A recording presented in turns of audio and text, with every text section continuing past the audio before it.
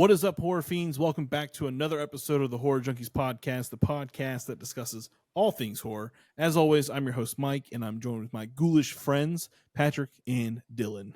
Oh, hello. Hey, how you doing? Hey.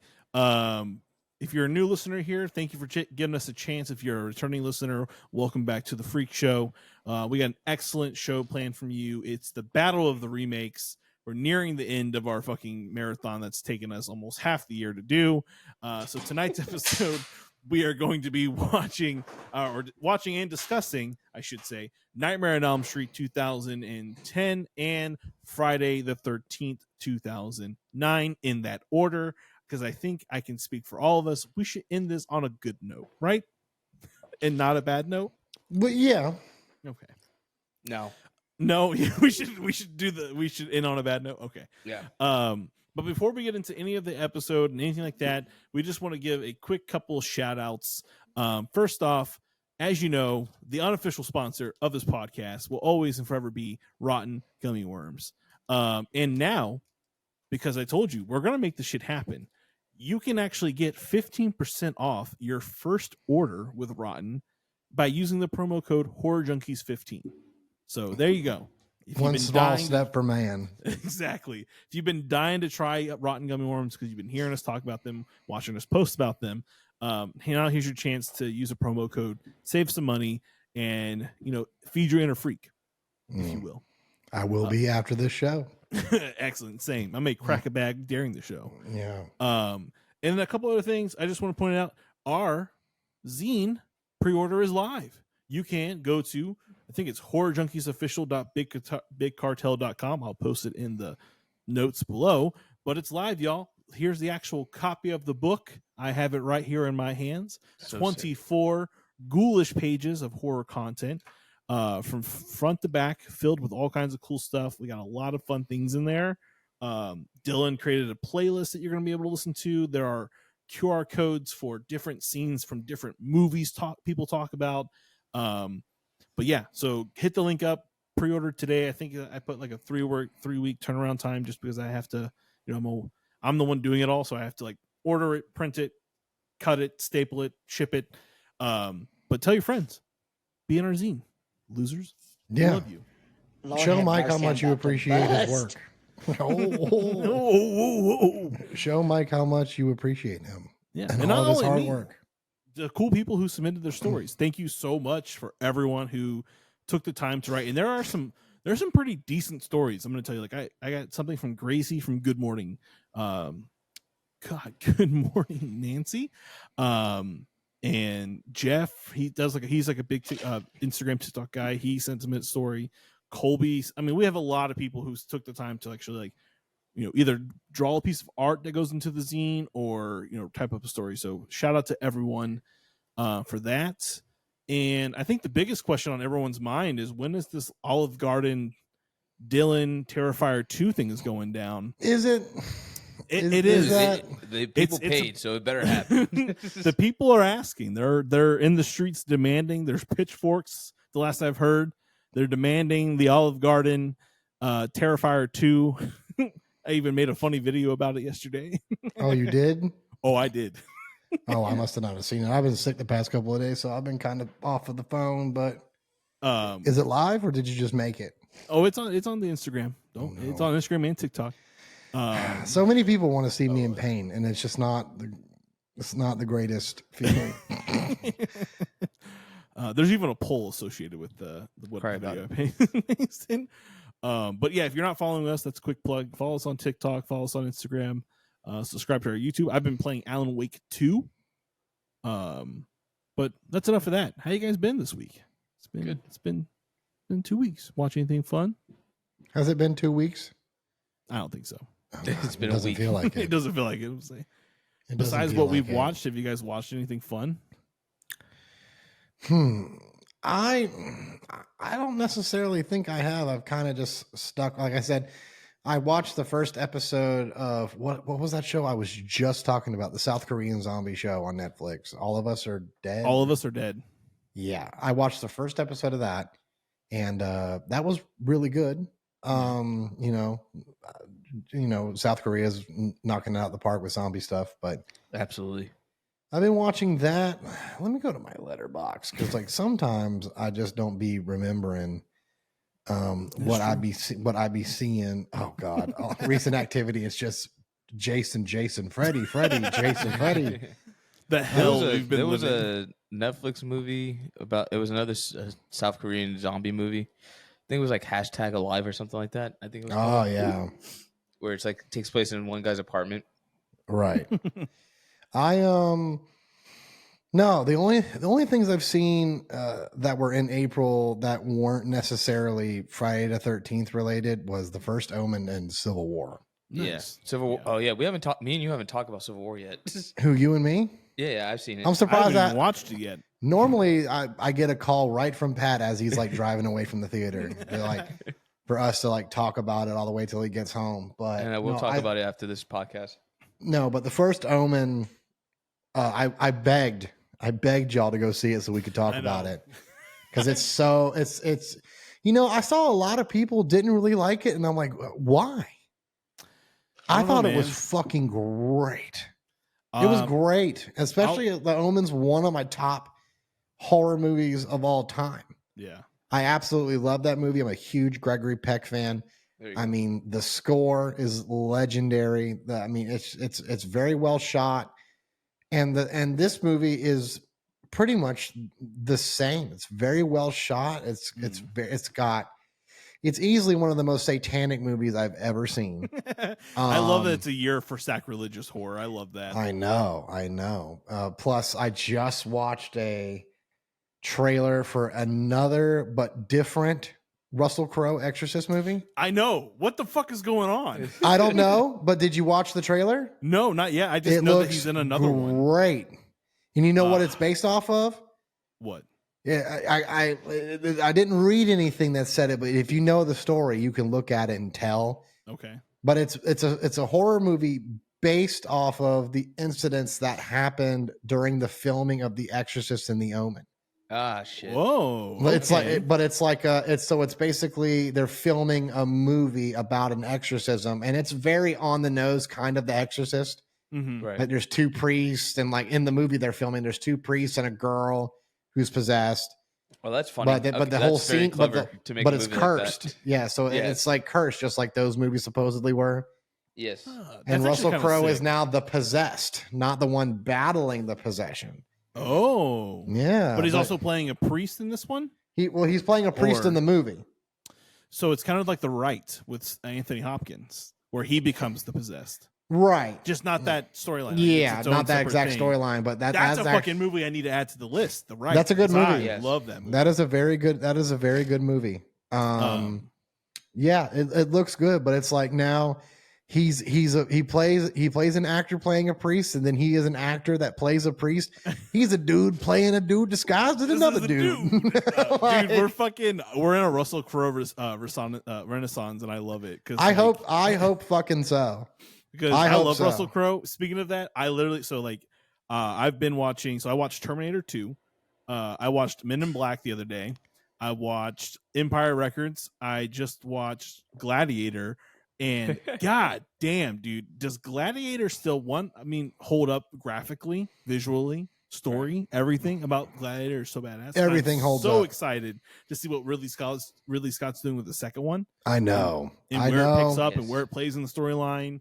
I always get confused if it was him or his brother that directed the first one. It was him. Directed the first one. Yeah. It was him. Okay. Yeah. It was funny because there's an interview with Russell Crowe and people are like, "Oh, are you excited for the new Gladiator movie, or why aren't you involved or in it?" And he was like, "Because have you seen the movie? I'm fucking dead." He's like, "I die at the end." Yeah. Like that's why I'm not in this movie because I'm dead. Yeah. You have to say spoiler alert, dude. You can't just do that. I'm sorry. No, it's fine. No, if you haven't seen Gladiator yet, go fuck yourself. And then a horror movie that I've watched. I did a video on our TikTok that's going pretty viral about Infested, which is a French horror movie about spiders. Yeah. And I'm not going to say anything more about it. I made a quick video about it. Go watch that.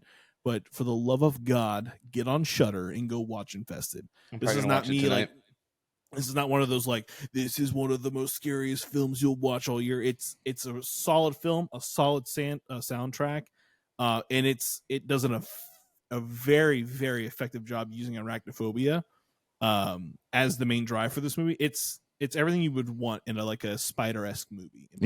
I feel like is this the year that kicks off the Spider movie renaissance? I hope There's so. 2 so far. 1 sucks apparently. Yeah, Sting sucks. I've heard nothing but bad things about Sting. There's Cobweb was Sting, good. There's there's that. And then there is Infested. There's the Arachnophobia movie coming out. The remake, which is not going to be a comedy. I think it's going to be more horror. Like serious tone horror. Yeah. The band Cold, the new metal band, is playing shows. Year of the Spider. What a fucking sick album. Jacksonville, Florida's own.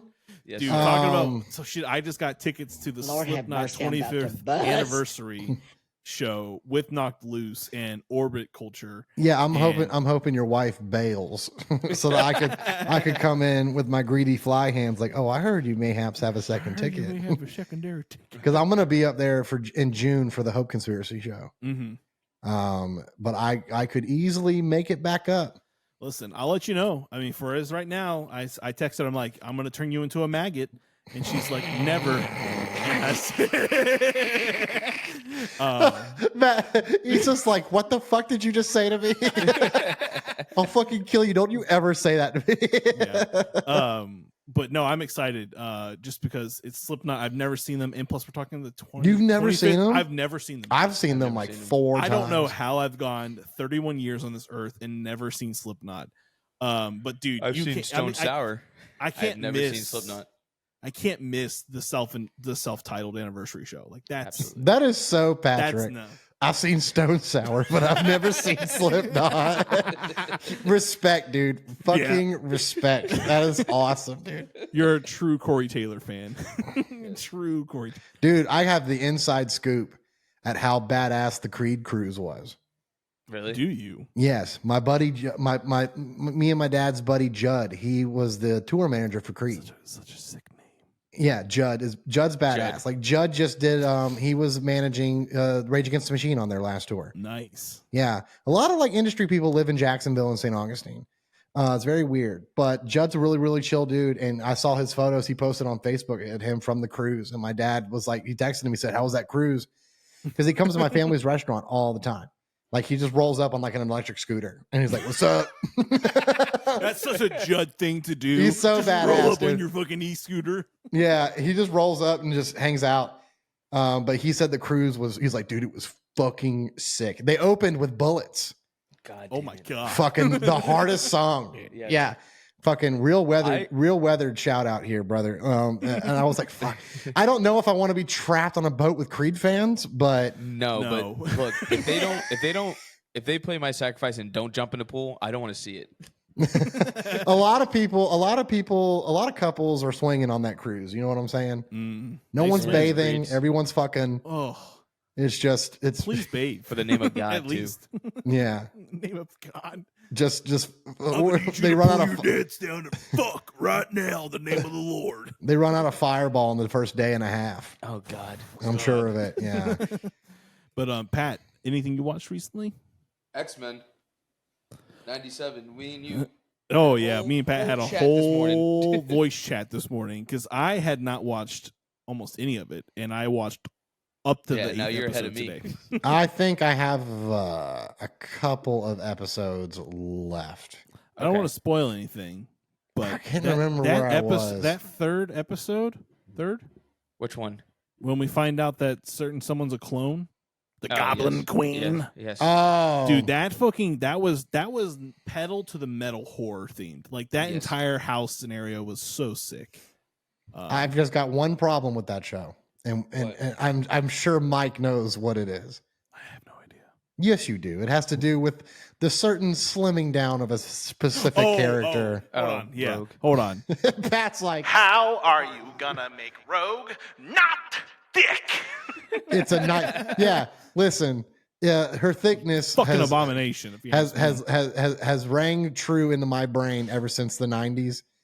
And now they're like, oh, we gotta make her more. It's like, I don't understand. It's like, Listen, Why? I feel like it's I don't know. I don't want to sit here and like defend thick cartoon characters, but I'm going to. I'm about to go on a rant right now.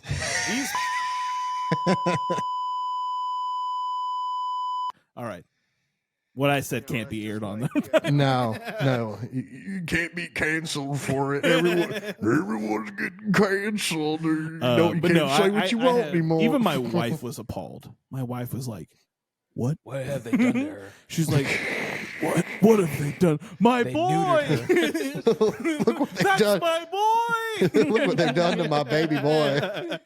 All right. The libs took her thickness away.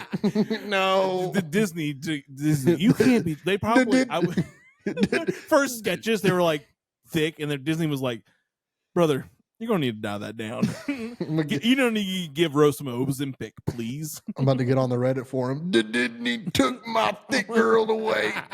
Disney did it. Disney, no. Disney. Oh man. Even though they created most of the fucking thick mommies in the Pixar. I mean, fucking Road to El Dorado. They're the reason I'm plagued with marrying a thick Latina. I mean, That's DreamWorks, but okay. brother, They own DreamWorks the now, Incredibles. Oh, do they? Yeah. I mean, the Incredibles. Yes. I mean, do I even have to specify You don't what have to character? specify anything. No. No. Everyone here knows exactly who we're talking about. Oh my god! I need me some thick men on these things. Where's the fucking thick men? Yeah, let me get some tree trunk quads up in this bitch. Yeah. 5.5 inch seam sorts. Definitely plays rugby. Is like that's the kind of thigh thickness I'm looking for. Yeah, in my I man. want men pinning each other down, rolling around in the grass, giggling with each other. Give us what we want. Damn you. Mercy, I'm about to bust. But let's get on with the fucking show, Pat. There's a lot of shit going on in the horror news sector, so let's dive into that section and tell us what's going on. Well, since we're talking about remakes on this episode, we got some remake news. Have you guys ever seen the movie Faces of Death? Sure have. I've heard about it in the hallowed halls of high schools. My father made me watch this when I was 13. What the fuck? He said, "Here." Did your dad work for Guantanamo Bay? No. Your dad was like, "Pat, you don't have access to rotten.com. Let me show you Faces Yeah. of Death." Is your mother home? Good. Just draws a shade real slow. Today you're a man. No, this movie it traumatized me with the people eating the monkey brain scene. Dude, you no guys wonder you are the way that you are. Yeah.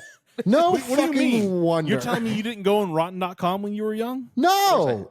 Oh, dude, same here, Pat. That's why we're fucked up. The closest thing I came to being a bad boy was I found a cutout picture of Pamela Anderson with her tits out under my brother's Oh bed. no! So Well, we have those two. Under my we had brother's those too, but futon. then we also had rotten.com that's like motorcycle, and you would click on motorcycle, and 5 seconds in, you just see someone get horrifically hit by a car on a motorcycle. No, I mean I saw the Saddam Hussein hanging, Oh yeah, and like I, bloodshows.com.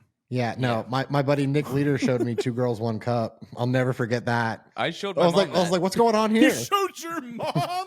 yeah. Pat, what the fuck? What? I love that. No, 'cause I she's at hate work. that. Mom, come here. No, she was at work. She's like, "Hey, I've been hearing about this 2 girls 1 cup thing." I'm like, "Oh, you want to see it?" She's No, like, Pat. She had no idea what it hear was. me out. I would ground my mother if she ever went and found that video. I'd be like, "You're grounded." Pat's like, "Hey mom, you ever heard of the BNB Pain Olympics?" Oh God, dude. Oh. Anyways, continue, Pat. Oh, Pat, you were a sick bastard, dude. Absolutely. Now it makes sense. Your father scarred you when you were 13, and now and then Terrifier 2, and now this. Like this It's is all your making sense to you, isn't it? yeah. It's all coming together. The neurons are finally firing in the Dylan's black brain. silk, the black silk sheets, and Well, that was my own thing. listen. It all I don't blame. Don't put that on my parents. That was all me. that all sprouted from that incident. It was like fucking like friendly fire, adjacent shots. It was like, yeah, there was a crash at the Twin Towers, but the Pentagon also got hit. You know what I'm saying? Like that's where oh God, dude. Oh. In other remake news, or reboots, Masters of the Universe live action is getting another attempt. I would say About at making time. a movie. Yeah, I mean, it's if they been- go straight and practical, that'd be sick. Listen, yeah, I know we're going to talk about a certain director, so I'm going to go ahead and mention his name so it can be the segue for the next section. sure. Wouldn't a Panos Cosmatos fucking He-Man movie fucking be the best fucking thing dude, ever? that Absolutely. would be so good. Oh my god, it would. You know what? We all know. I've said it many times. My shorty has not seen a lot of fucking movies, and one of them is Mandy. And I think that this weekend when she comes over, I think Mandy is going to be a mandatory. Yeah. A mandatory watch. Mandatory. That and The Viewing from Del Toro's Cabinet of Curiosities. Yeah. Oh, He yes. directed that episode. That's the one I haven't seen. That's I like the believe- best one. That's the one with believe Eric that- Andre, right? Yeah, and he does cocaine. He does a lot of cocaine.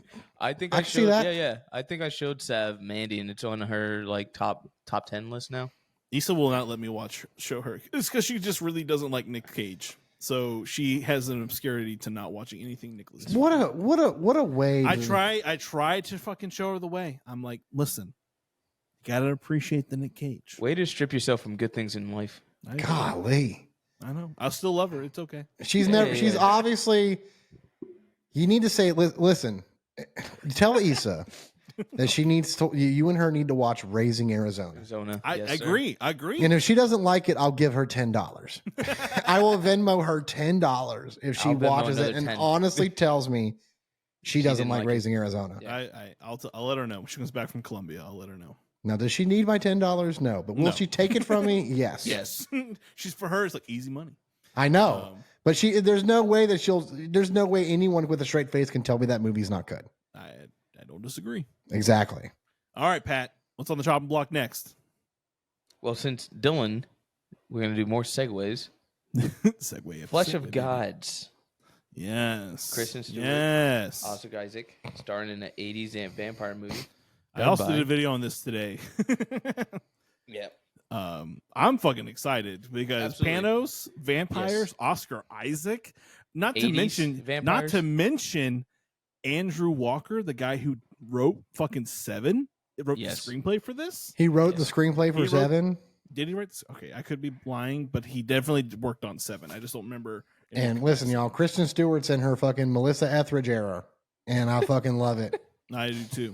Yeah, he wrote. So Andrew Kevin Walker wrote Seven. So he wrote Let's this screenplay fucking as go. well. Yeah, so you dude. know this movie is going to be fucking hard.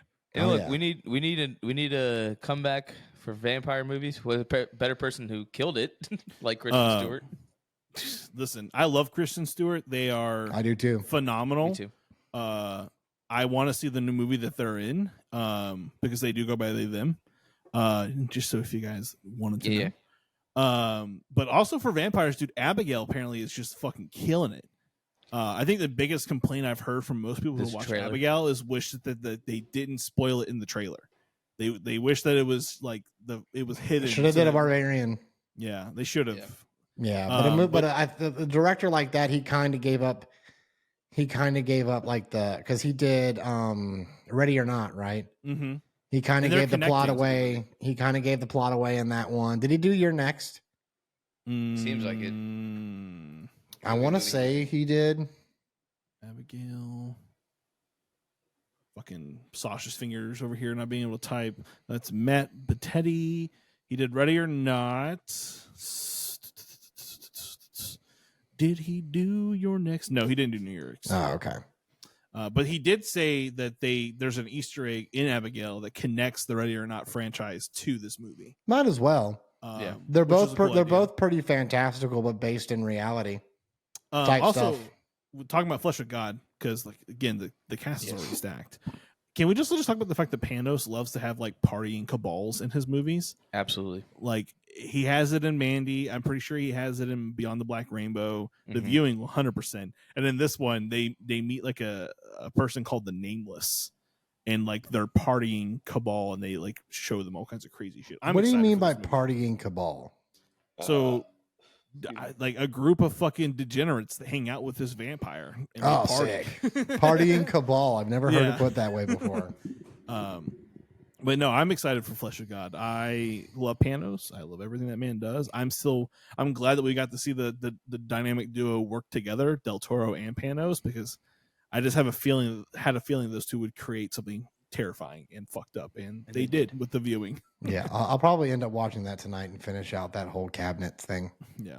But I mean, yeah, cool title, cool director, cool cast, cool We're getting writer. fucking vampires back, baby. I know. Listen, Yeah, let's get a Lost Boys / fucking Fright Night. I bet you feel this to is going to have that kind of feel since it's in the 80s. I bet Yeah. you we're going to get a Lost Boys kind of vibe and then add in the cosmic shit. You know there's going to be cosmic shit. yeah. Somehow, with some way. Panos, I would be shocked if we got more of a mainstream feel from someone like Panos. Panos really is like, I remember I called out of work and stayed an extra day in Orlando when we were recording an episode so that all of us could go see it the next day. Yep. I remember that. That was a good time. That was a good time because Our brain was melted the time we were done watching Mandy. Yeah, because it was just quiet during the credits. Mandy together. All three of us. We saw Mandy was together there too. Yeah, and I remember we all just walked out, and it was really cool because it was one of those experiences where like everybody that got out hung out outside of the theater, and like everybody just kind of walked up and met each other and talked about the movie. I love that shit. Yeah, I do too. I It's think always a fun now time. I remember. Yeah, yes. I actually shout out to a Cocaine's podcast a hell that of a Patrick drug. and I are about to go on this Sunday. Chuddle the podcast. Yes. One of the members, Brian, actually lives up here because, like them, they have two people that live in Florida that used to live in, and then one who lives in New York who also used to live in Florida. So I met up with him, and we went and watched the Alien 45th anniversary re-release together. How was that? It was fantastic. Oh, I bet. That was my first time ever watching Alien in the theater. It was just anything and everything you wanted it to be. There was a Freddy Alvarez and Ridley Scott conversation before the movie. And they talked about like the things that Ridley Scott did and how he did the miniatures and like the scene where like when they first land on the planet and they send the people to go scout the ship. He's talking about like those are his kids. And that scene where they're climbing up the rocks to go into the ship. He's just like, my kids were on scene and we needed it to look like, you know, scale wise that they were tiny compared to this giant ship that was not that big in the first place. So he used his kids. He's like free labor. Because it was the 70s. Yeah. Come on. But it was really cool. It was cool to hang out with Brian and like just hang out and watch a movie that I think the two of us enjoy and love. But just that factor of just like hanging out and being able to talk about movies, it's always fun. Yeah. Anything else, Pat? I got nothing else. Nothing else. I don't think I have anything. I think those are the biggest things. I don't think anything else got released. All right, so fuck it. Let's get into the show. We're gonna start the remake battle with the 2010 release, directed by Samuel Bayer, Nightmare on Elm Street. And for those of you who don't know, you're about to know in a moment when I pull up the plot summary about this movie. All right. So, Springwood, Ohio, with the shocking death of her sleep-deprived friend still haunting her, quiet high school student Nancy Holbrook has blood-chilling visitations from a fedora-wearing monster with razor-sharp blades for fingers in her dreams. But she's not alone. More teens suffer from vivid visions of the horrible dream stalker. As the Nightmare on Elm Street becomes a reality, and inescapable violence blurs the line between the physical world and the realm of dreams. Well-buried secrets come to light, leading to the terrifying truth. Now the children must pay for the sins of the fathers. When sleep is a sweet torment, how couldn't the young survivors escape the clutches of the undying Springwood slasher? Door wearing monster. I love that. That's a fucking hard line, dude. In the tagline, never sleep again. Like, thanks for using the fucking 1-2 Freddy's coming for you as your tagline. All right. Where to start with this movie? Who wants to go first? I'll go first. All right, Dylan, go. It's not as bad as I remember it. It's not good. It's not good. But It's not But good. it's not as bad as I remember it. Yeah. Because the CGI is fucking terrible. Well, that's what you get when this guy did mostly music videos. Yeah. What a weird. What a And look, weird. he did one of our. choice. He did most of our like childhood like best music videos. Give him that, you know. Yeah, but that's two different worlds. Absolutely. I feel like the actor that played Freddy is a great actor. It's Absolutely. fucking Rorschach from Watchmen. And he's a great actor. I felt like the sets looked really good. Sets, yeah, fine. The vibe and the atmosphere was really good. Yeah. I do like. I got my notes pulled up here. I have a few notes. I do like how Nancy isn't necessarily the main character right away. True. Like she's kind of introduced in a really interesting way. It's kind of introduced like Chris is the main character, and she had a way better performance than fucking Nancy. Right, and like the Chris dream death scene, which was definitely taken from the first movie. I thought was Tina. Tina, was that her name? Yeah. Tina. Okay, Tina. Yeah, well, the Tina death scene, I thought was really good. Yeah, just as good as the original. There, of course, there's no Johnny Depp-esque character. I guess you would say it's the one guy who like always has a lip ring, and he's always like, or not Quentin. No, it's Quentin. He's always like the alternative guy. He's like in Jennifer's Body, and like he's in a lot of other like 2000s horror movies and stuff. And the guy from Haunted in Connecticut, right? Kyle Gallner. Yeah, he was in Red State as well. He is in Red State, which is a movie I really want to do on the show. Kevin Smith, baby. I mean, maybe to me, my favorite movie he's ever done. And I mean, the Dogma's up there. Dogma's definitely. It's like Dogma, Clerks 1, and Red State. Got to be my top 3. There you go. That's good. I feel like that'd be. Is that yours, Pat? My top. We'll discuss that another day. Yeah. Okay. yeah. We'll stay there for that show because that's a pretty deep dive. Like, that's a deep one. I'm a pretty big Kevin Smith fan. So. I think all three of us are very big Kevin. I Smith thought fans. but I thought the Chris Dream death scene was great. I thought the transformations from awake to dreaming were done very well. Yeah, we'll get more into that when we get to spoilers. But there's certain things in this movie that's like halfway baked, and I'm like, man, if you guys kind of like went in more into this, like a different vibe, because again, it's kind of confusing when it comes to I'm totally cool getting a new Freddy, fine, especially this guy. He's terrifying. If you pick a terrifying, serious Freddy, not one that cracks jokes, but it kind of like it leaned into both. He did kind of lean into both. Yeah, horribly delivered. Also, I have a complaint about the audio in this movie, like especially when he starts speaking.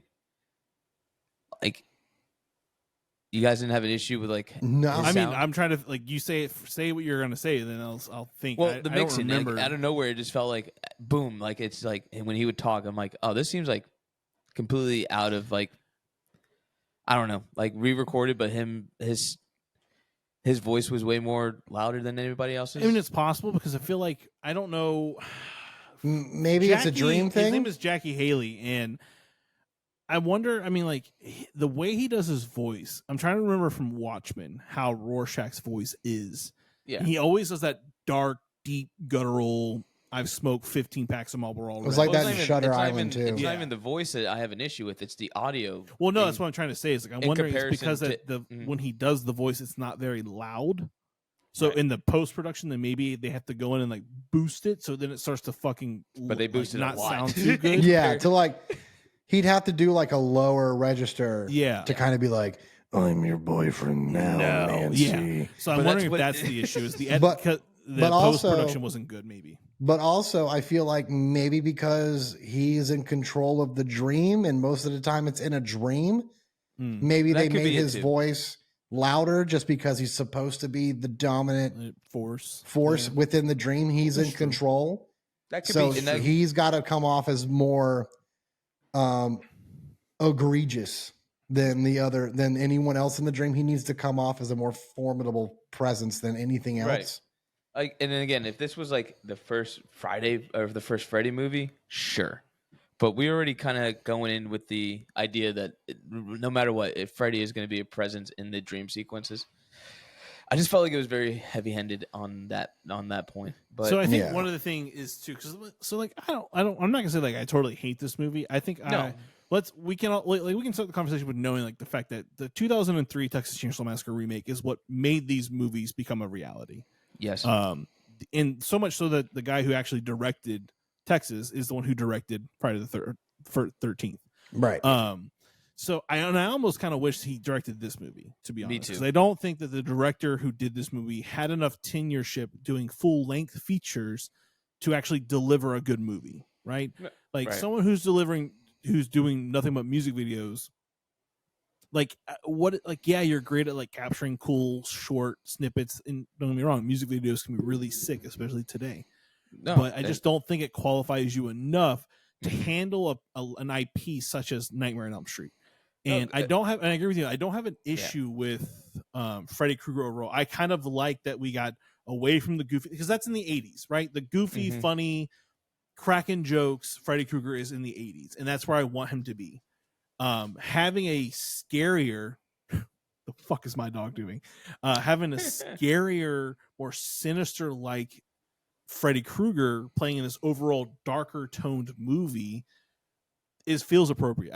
I think that where I have issues with is what Friday the 13th did well and how they managed a remake, understanding that, hey, we know that these characters exist in the world. We understand that these are new stories that are being told, but they don't have to hold your hand all the time.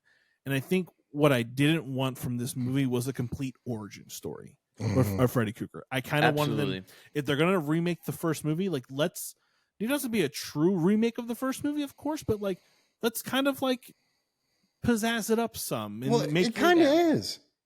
It kind of is. There's two things that kind of, there's the school scene when she's asleep, right? With Nancy, is the same scene that Nancy has. I think it's Chris that has the scene instead. And then there is towards the end of the film, the house scene, but not as extreme. And I also think that they kind of dialed back on Nancy being a badass. And I think that's my biggest gripe is how we know Nancy to be this cool thing. And I get, like, we have to suspend ourselves, but like, it just kind of sucks. They kind of put Nancy as this like weaker character than we've known her to be. And I just don't like that appeal. I didn't think she was that much weaker. I mean, she's the one that, like, comparison to Nancy from the first Freddy, fucking Kevin McAllister to her house. Whereas they don't, but then like they took that away. And I think that's another big peeve is that I love the house scene in Nightmare on Elm Street, the original. I think the house scene element of that movie is so fucking cool. Like, and they kind of just, they do it, but they do it in a separate setting that's not the house, and he's only there for like a brief second. But again, like, I don't. Go ahead, Pat. The thing is like there's so much like homages in this movie from like the first movie. Hence, like the terrible fucking Freddy going through the wall scene. Yeah, that was bad. That was bad. They do it so much better in the first film. Like, absolutely, there's a lot. You'll never beat practical. No. And then there's little homages here too when like Nancy goes to one of the segments where she's in the pool and then she ends up falling down from the ceiling, and it's kind of like an homage to the Johnny Depp scene. But reverse. And it wasn't fully. It wasn't homage. And I'm like, that's cool, but you guys are doing it wrong. I guess. I also paid really close attention to the classroom scene. Yeah, where she falls asleep, because the classroom scene in the first movie was very much in a way pseudo connecting to the themes of the movie about sleeping and dreaming. Yes, that in the classroom, it was just kind of like a regular ass conversation. I really couldn't listen to it and go, how are they going to link? How are they trying to link this to dreams? Or because it didn't sound like they were, so I'm not going to sound like it's a poor attempt. Right. I think it was just more of like a regular kind of scene compared to the first one. But I think the whole Nancy setting traps thing is just a product of its time. True. I think the 80s-ness of it placates to it. Whereas if you're doing a remake and you want it a little darker and a little serious, maybe you want a little more helplessness in your characters. True. Because you want to make Freddy seem, and they did. And this they one kind of did the same thing. They grab him, and she finds out from the cloth that, hey, you can bring him back. So, and she's brave enough to do that. And I feel like with this Freddy trying to be a little bit more intense, even though I don't know if that's pulled off, because I think this Freddy, but not really. No, I think this Freddy, they're trying to make him look more like a burn victim. But I just don't think it works. I think he looks like an alien, kind of. Yeah. Well, he looks like he looks like Voldemort. He looks like he looks like Voldemort. Yeah. The nose is what kills it. But I mean, I like that the parents are a lot more fucking tolerable in this movie. That's true. Nancy's mom is not a drunk, idiotic bitch. No. You know, no one tries to poison anyone's drink so they go to sleep. Yeah. And they don't get progressively drunker as the movie goes on. Yeah. I hated that part of Nightmare. And so annoying. The mom, I'm just going to shout her out real quick because that's a mom right there, brother. Right there. Wow. And she, I'm going to link her to a certain person. I know y'all will be happy about this, but you know, she was in American Horror Story season 1, but she was also in the hit Nashville television show, Nashville. Do you know who else was in Nashville? Who? Hayden Panettiere. I just wanted to find a way to connect so I could mention Hayden Panettiere because we love you, girl. Hayden, we love you on this show. We love you. We love you, Hayden. Please come on the show. I think so. I do like the beginning of this movie. I think the introduction of this film is 100 times better than the finale of this movie. Absolutely. It really, like, dude, the diner scene with the pig heads and the boiling water coming over and the high flames, it really does a good job of setting the tone of this movie. This is going to be an extremely dark, disgusting movie. I don't think the disgusting factor really made it there for me. I also want to point out that there's only like 5 deaths in this movie overall. That's enough for me. How much was in the original? I think there was only 5 deaths in that one too. Was there only 5 deaths? Tina, Glenn, Tina's boyfriend, Nancy's mom. Was it only 4? I guess so. Was it only 4? I can't remember off the top of my head, and I don't feel like searching it up right now. Yeah, I think there's only 4. I think there may be only 4. If we're wrong, let us know. Yeah. And again, I'm not my biggest gripe. I'm just letting you know there's only 5 kills overall in this movie. So when they set something up like that, I thought maybe they were going to go a little bit more extreme and this be like a really, bloody kind of gory movie. I mean, but talk about Billy, that character, just stabbing himself in the fucking neck with a steak knife and just like ripping his fucking throat out. Yes. That was awesome. So what I will say is what I love that it took from, I think it was Nightmare 3 or Nightmare 4 when people die from their dreams, it looks like a suicide attempt. Yeah. I like that aspect. I wish it was brought through. No, it was 3. It was Dream Warriors. Okay. Yes. I like that idea. I'm like, good. At least this movie took, again, what makes your horror movie is your opener, and that's your opener. Kudos to you. Yeah. I think both films have phenomenal, very strong, very strong openers. There's 4. There's 4 kills in the original. Tina, Rod, Glenn, and Marge. And Marge is the mom, correct? Yeah, but no, because what's Nancy's last name? I don't fucking remember. I guess they don't, because it says burned to death.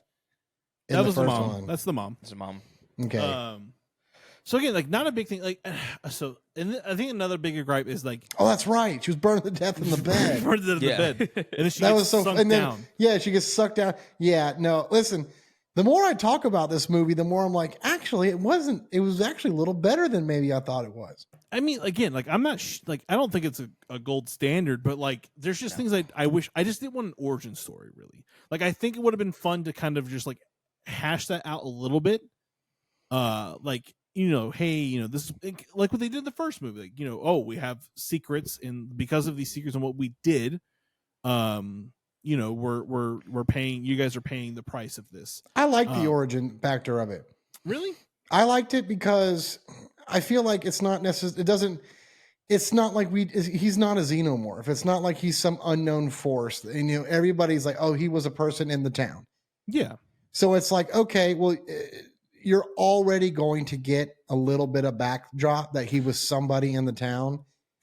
And I like how they pretty much made it, and it seemed more vigilante than it did in the first one. It just had that more of a feel, and it kind of, you can understand the parents, and then of course the boys, and because they didn't really do this in the first movie where they were like, we were kids, we could have fucking said anything, we didn't know what we were talking about. You're like, you probably killed an innocent person. Yeah. Because in the flashback, it looks like he's innocent. Yeah, no, true. But then Oh no, you find out, but then they find out he's person. just as fucking terrible as you thought he was. Yeah. And I thought in a really good way, because it makes Nancy a little bit more important to the story. Of course, because he's like, you're my favorite. Like, he was the favorite, and it didn't feel shoehorned. So I liked that a lot. And I mean, because there was a point you felt bad for Freddy when you didn't think he did it. Yeah, you're like, when wait a minute. and then you find the pictures, and you're just like, holy fuck, dude, he's a sadistic, sick motherfucker. Yeah. And then the ending could have been better, like longer. I think that it was fast. And that's my issue with it. I didn't think it was fast. I mean, really, it's like, well, because Freddy was trying to lead him to the basement the whole movie. Well, of course, yeah. No, he wanted to get them back to the basement. Yeah. So, but I'm just saying, like, it was just. I feel like it gets to a point where the movie feels like that towards the third act, it starts being rushed, because like it takes a long time for us to get there. Like everything is well spaced out, well drawn. The micro naps is a cool element, and I did appreciate that. I did research that, and it's true. Yeah, I mean, if you're to the point of sleep deprivation where you haven't been sleeping, like your body does just go to nap mode, and even if you're not aware of it. So I do like that. Again, I just think a lot of the things that they threw CGI elements into it, it really messes with the overall. It does. That's a big mark. And I love that they went with a scarier looking Krueger. I just don't like the overall design concept. Like, I agree with you guys there. And I feel like, I don't know, I just wanted something a little bit different. I don't know what I could have wanted. I just feel like I kind of wanted something. I mean, it is a little bit different. This because I'm thinking about what we're going to talk about later on in the show. Yeah. And I applaud what they did on certain elements, and I don't want to go into it because I don't want to get there just yet. Absolutely. But like, it's just that I like Nancy as a character. Quentin was kind of all right, but like, there was just certain things, like the mom being like, "Where were you? You can't be out all day long." Like, I get that she's like protective of the sense of like, asking questions, trying to remember certain things. It felt weird, like Chris having to like sneak around to go into the attic. Like, why? It's your house. You can go into the attic if you want to. Well, I mean, to be fair, Nancy, her mother tried to protect her from what actually happened to her. Of course. And then Nancy finds those photos and kind of like, fuck, you could tell like maybe she was like, I wish I never fucking saw these. Well, only that, like eventually everything comes back from your past. Like if your parents are willing to kill somebody because they think that they know that person molested you or your children, oh no, burn them. Then they're going to go to the effort to hide things so that they don't remember shit. Of course, and I mean, of course, a lot of it comes to the and then one, to me, they want to protect their child, and two, they want to, there's no statute of limitations on murder. So I feel like the reasonings and the plots and the way the parents act in this movie is a lot better than the original. I agree. And the thing I love about this too, that's so different from the original movie, there's a connection between the kids and Freddy way more than just their kids from on Elm Street, Right. Yeah. I like that element too. They were before Freddy was Freddy Krueger, before he was the yeah, because he was taking over their dreams and shit. They were victims. He was involved in their lives. Now the thing is, they don't explain, because if you're going to go my thing is, if you're going to go through the trouble to explain what happened to him, you should also explain how he can go into dreams. Yeah, see, it's a huge plot hole. So it's a massive plot hole. We get that explanation in other movies. Yeah, the three with the original demonic series. Worms. But I mean, like, but I agree, Dylan. Like, if you're gonna go that route and you're gonna give us like this very heavy origin based storyline where you're uncovering all of these things about this character, like, all right, how or why? Like, briefly tell us. You could have had someone read a book real quick. You could have had a bunch of astral projection books. Mm-hmm. Or like dream books, or you could have had all that in his basement or where he lived. You could have had all that and have been like, why was he trying to control his dreams, or why was he trying to infiltrate other people's dreams or something? Mm-hmm. And then somehow on the out, even if you don't get a full explanation that somehow he's doing it in the afterlife, it's something. But we got nothing.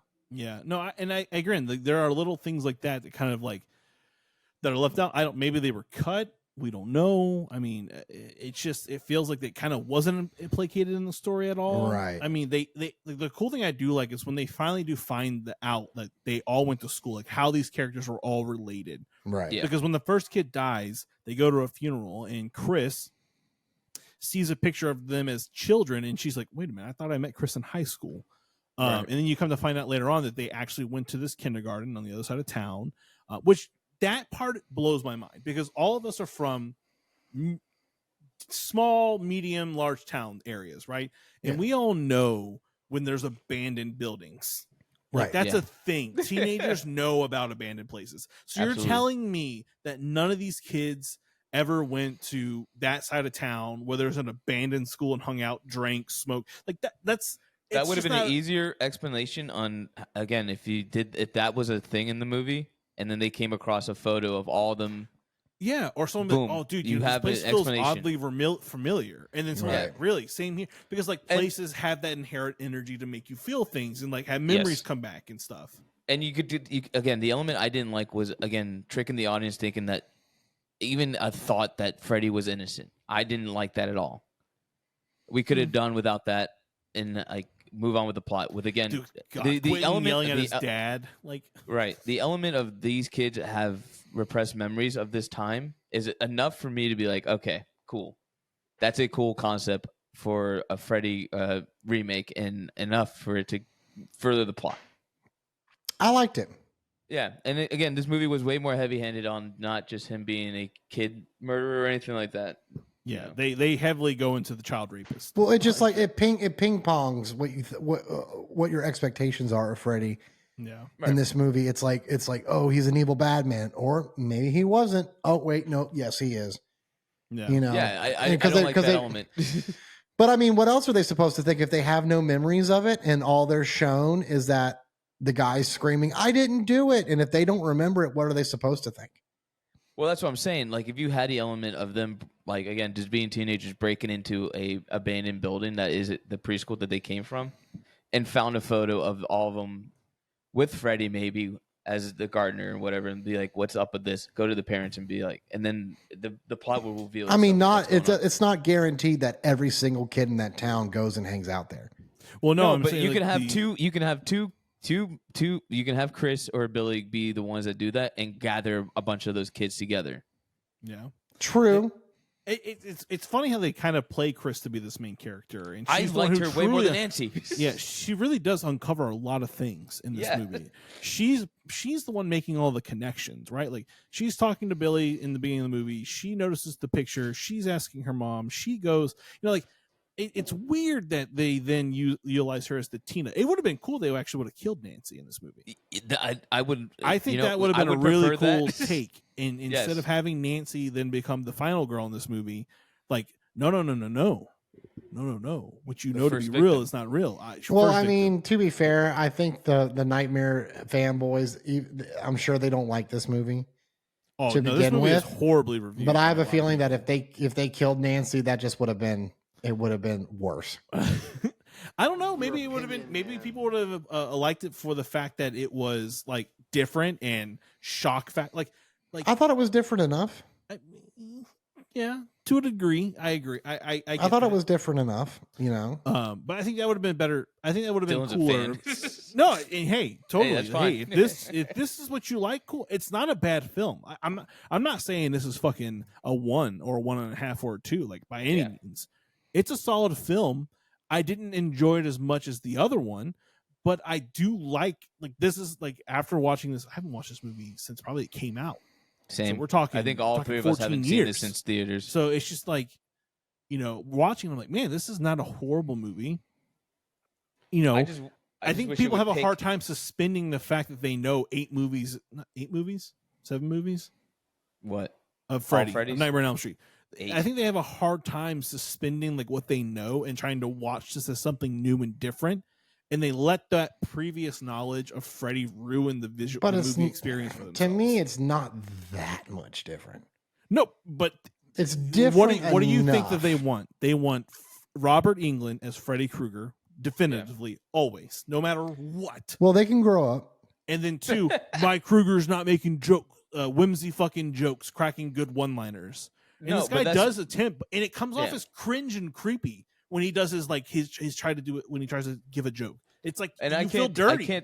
I can't tell if it's intentional or it's just bad writing. Well, But again, if you I just think stuck, it's- I if you think it's just a dark stuck with factor. one, if you just stuck with one vibe for Freddy, him not cracking jokes and him just actually being evil and sadistic, I would be totally fine with that. Because again, the first Freddy was more on that vibe than the crack joking type of what he became. but What? he is sadistic. He's a fucking child molester. Yes, I Yeah. get that, but then he he's is cracking, but- sadistic. Yes. So he's cringy. He's cringy to fucking begin with. I think the jokes, because there's not a lot of them in this movie, so it's not enough for me to ruin the character overall. right. No. I think it's done in a way for it to come off making you feel dirty because this guy's trying to make this guy is trying to make a joke about what he's about to do to someone. Now the hanging them upside down thing, that was it was fun, Yeah. but I wish I understood why, because he's never done that before. But again, it's hard to kind of separate your pre-existing knowledge of a character and then seeing what this new director and writer are going to play with. And try This to do. Freddy, I think, is more trophy oriented. I think so too. With the pictures and everything, I think he's more trophy oriented. So hanging the bodies upside down, I think, make a little more sense. Yeah. True. There's fun things in this movie. The fucking clawing down the sides, the eerie noises. It definitely checks boxes for me. Yeah, As far as if I want a dark, scary Freddy movie, this is what I'm going to go towards. If I, I want like his, comedical relief, funny Mm-hmm. Krueger that's fucking up kids' lives, I'm going to go with the 80s Krueger. Yeah, I like when he walks around. He's like with his fucking fingers now. you know? Yeah, his finger articulation, Yes. perfect. You can tell he's like, I am Freddy Krueger. I'm going Yes, to sound do fun. what I'm just going to fucking chew it up. I'm trying to figure out, it sucks is that, we got this movie. What was its budget? Let me see real quick. Oh, this movie probably had a big budget. Yeah. I hate that they started Coming putting off all the this backs stuff of Friday the on- 13th and Texas Chainsaw Remake, it probably had a massive budget. I mean, They do all this stuff now on IMDb Pro, so you have to pay to see these features now, which is so lame. That's dumb. Because it has all the production box office stuff, but it's all price locked. Great.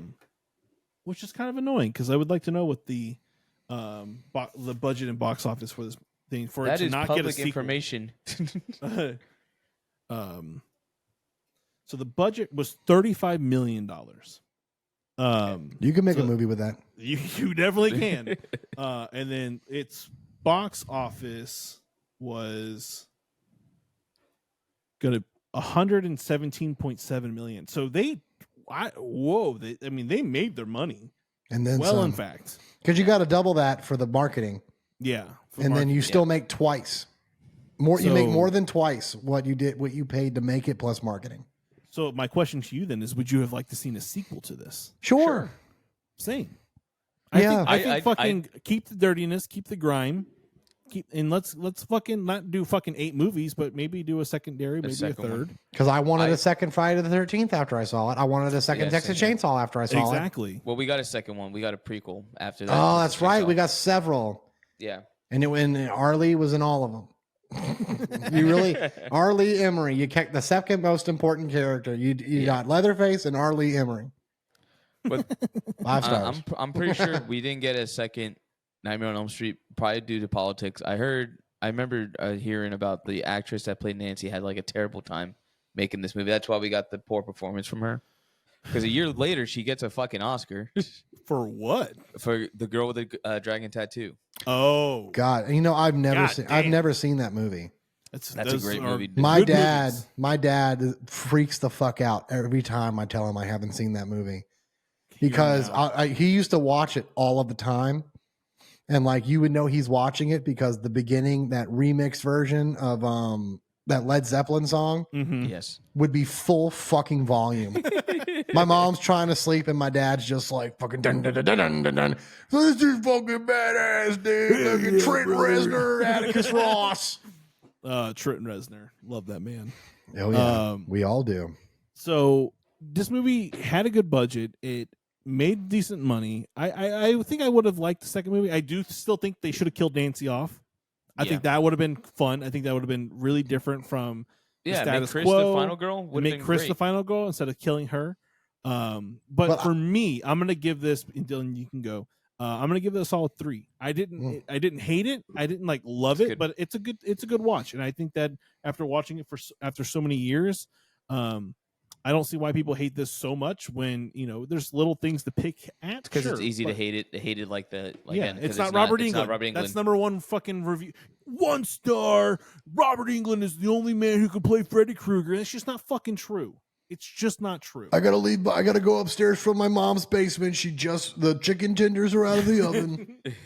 I'm 45. Look, yeah. Despite I praise it again. Rewatching it, I give it a 3 as well. Yeah. Appreciating some nuances that they were attempting to do with this remake. Because again, you could easily do a fucking Psycho remake, and it's just shot by shot the same fucking movie. Yeah. They tried. This one, they definitely tried with Vince Vaughn. Yeah, Vince Vaughn was good in that movie. Everything else was terrible. Yeah, absolutely. But this one, it was like, all right, we're gonna try. Since already off rip, we have a new Freddy. We're gonna try something new and actually hang on or lean into more things that were very much subtext in the original franchise. Sure, I like that element. Fine. I just think a lot of the technical things in this movie are bad, like the CGI, the look alone for Freddy. I think they should at least gave him like more of a nose. Sure, whatever. The sweater was made by the lady who actually made the original sweater. Fuck yeah! I didn't know that. I love that. Little plug in there. There's an ultimate ending. I haven't seen it. I heard it's better. Oh. Because the ending is kind of lackluster in this movie to me. Well, it tried to play homage to the original ending. But being more graphic. Yeah, I think the burning mom is cool. Like, I think, her just getting. I don't think it makes makes sense at all, dude. I mean, it looks like something you would pass in like a fucking rickety haunted house. Hey, I know. You don't talk about that movie like that. That's where I need to put it. That's my opinion. It's just like your opinion, man. Don't talk to me, I'll murder you. But Dylan, go ahead. Go give your score and final thoughts. I'm gonna give it a 3.5. Okay. Because I feel like I enjoyed this movie just a little bit more than y'all did. Yeah. I think personally, you guys wanted them to kill Nancy. I think the switch up that they made Chris seem like the main character, and Nancy was just. If you never knew who Nancy was, you wouldn't have thought she was going to be the final girl. That's true. Yeah. And I like that. And she was just some waitress that was in love with the alternative boy that was at the fucking coffee shop. Hate everything. Yeah. He was the 3 days. Do I love you? He is the 3 days grace, sweat wristband from the Hot Topic kind of guy, studded belt. Absolutely. That was me at one time in my life. That's all of us. Although all of us, brother. I had the Coheed and Cambria sweat. Thank you very much, brother. I had Slipknot and him. Yeah. Me Fuck was yeah, dude. Slipknot, we'd have been best friends. Bullet for my Valentine. Dude, I want to, that bullet for my Valentine. Quick side trick. The bullet for my Valentine Trivium. Yes. Ascendancy, the Poison tour they're doing in Europe. If that comes to America and it doesn't come to Florida, but it comes to New York. Come on, brothers. Pack your bags, Pat. Yeah, we would have to go. I just pissed in it. 14 me would be like, you better fucking God, go. dude. Because I just re-listened to The Poison the other day and I was like, fuck, this rocks, dude. An Ascendancy? Pull harder on the strength of your martyr? Fuck you, dude. I need to tray you to fucking come back and do a feature album, dude. Please, bring Alex back. Did I tell you guys my first concert experience ever going to shows? No. It was a festival with Bullet for My Valentine. Was it? Treyu. God it was damn. Taste of Chaos. Oh, that's why. Yeah. Bullet for My Valentine by Treyu. That's aging Avenged us. Sevenfold and Blessed to Fall. Mine was kind of similar because it was the 05 Warped Tour. Well, my first concert was a Perfect Circle, but my first fest was Yes. my first fest was Warped Tour 05. Damn. And Avenged Sevenfold played. Was that the one with Kill Switch and As I Lay Dying? No, that was 07 or 08. That was yeah. That was 07 or 08. But that lineup was fucking sick. That was the first time I ever saw a really brutal pit, and it was during Bleeding Through. Fuck yes. Nice. All of the Jacksonville hardcore kids were there to see Bleeding Through. Like, they started fighting before they started. Dude, we're talking Alex is on Fire, Atreyu. Billy Idol played in July. Where? At Warped Tour? At Warped Tour, yeah. Yeah, he'd probably select dates. My Chemical Romance, Hawthorne Heights, Reliant K, Census Fail, The Starting Line, Sense of Year, Thrice. Dude. Fuck yeah, dude. Dude, MXPX. iPod at fucking 14. Let's go. My first crowd surf was at that Warped Tour during Census Fail. These two Hawaiian dudes, these massive Hawaiian dudes lifted me up because I was at the front, but I wanted to run because Zayo was playing. Yes. So I got fucking crowd surfed to the front. I ran to see Zayo. That was violent as all get out. And then I just saw Reggie in the Full Effect do a Raining Blood Slayer cover while it rained. Oh, man. And then I walked over to Bleeding Through, and I just saw Brandon from Bleeding Through wrapping the cord around his hand during the fucking Boondock Saints shit. Yes. And then the fucking those kids, it was just fistfights, dude. It was just like gang violence. It was nuts. My brother went in for like 5 seconds and he came out and he said, "No, dude, I'm good. Like, you just watch from here." Like, it was a killer time, dude. But no, back to the movie. 3.5. I thought that it was. I didn't mind the Freddy Krueger stuff. I felt it was a little consistent. The parents were a lot more tolerable. Yeah. Their actions made a lot more sense. I thought the actor that played Freddy was good. I thought his makeup left a lot to be desired. The CGI. What the hell is even that? Like, yeah, 3.5. It's not. If someone, dude, that averages out like a 3.25. That's not bad at all. 3 years down the road, hey, you want to watch the remake? Sure. Yeah, it's nothing you're gonna throw in all the time. No, I don't think it has that big of a rewatch. But I don't think I'm ever gonna rewatch any Nightmare on Elm Street movie. Yeah, like I honestly like no desire. I have like they're fun and like like I've seen them, but it's not like my go-to when I want to watch something. Yeah, if I'm at a party and it's on Elm Street, sure. If I'm at a Halloween party and it's on, sure. Also, I just want to join in the conversation real quick about first fucking fest.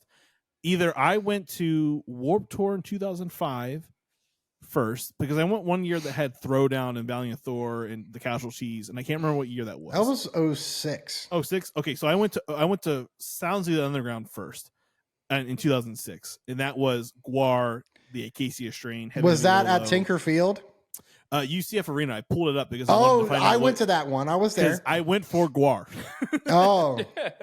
And the Acacia Strain, because I remember during either their set or This Is Hell set, someone was like, some metal kid was push moshing and did something, and the guitarist was like, "If anyone comes over here and knocks that motherfucker out, I will give them free merch from our table." And sure as shit, some big fucking cargo short wearing hardcore kid just went and clocked the dude.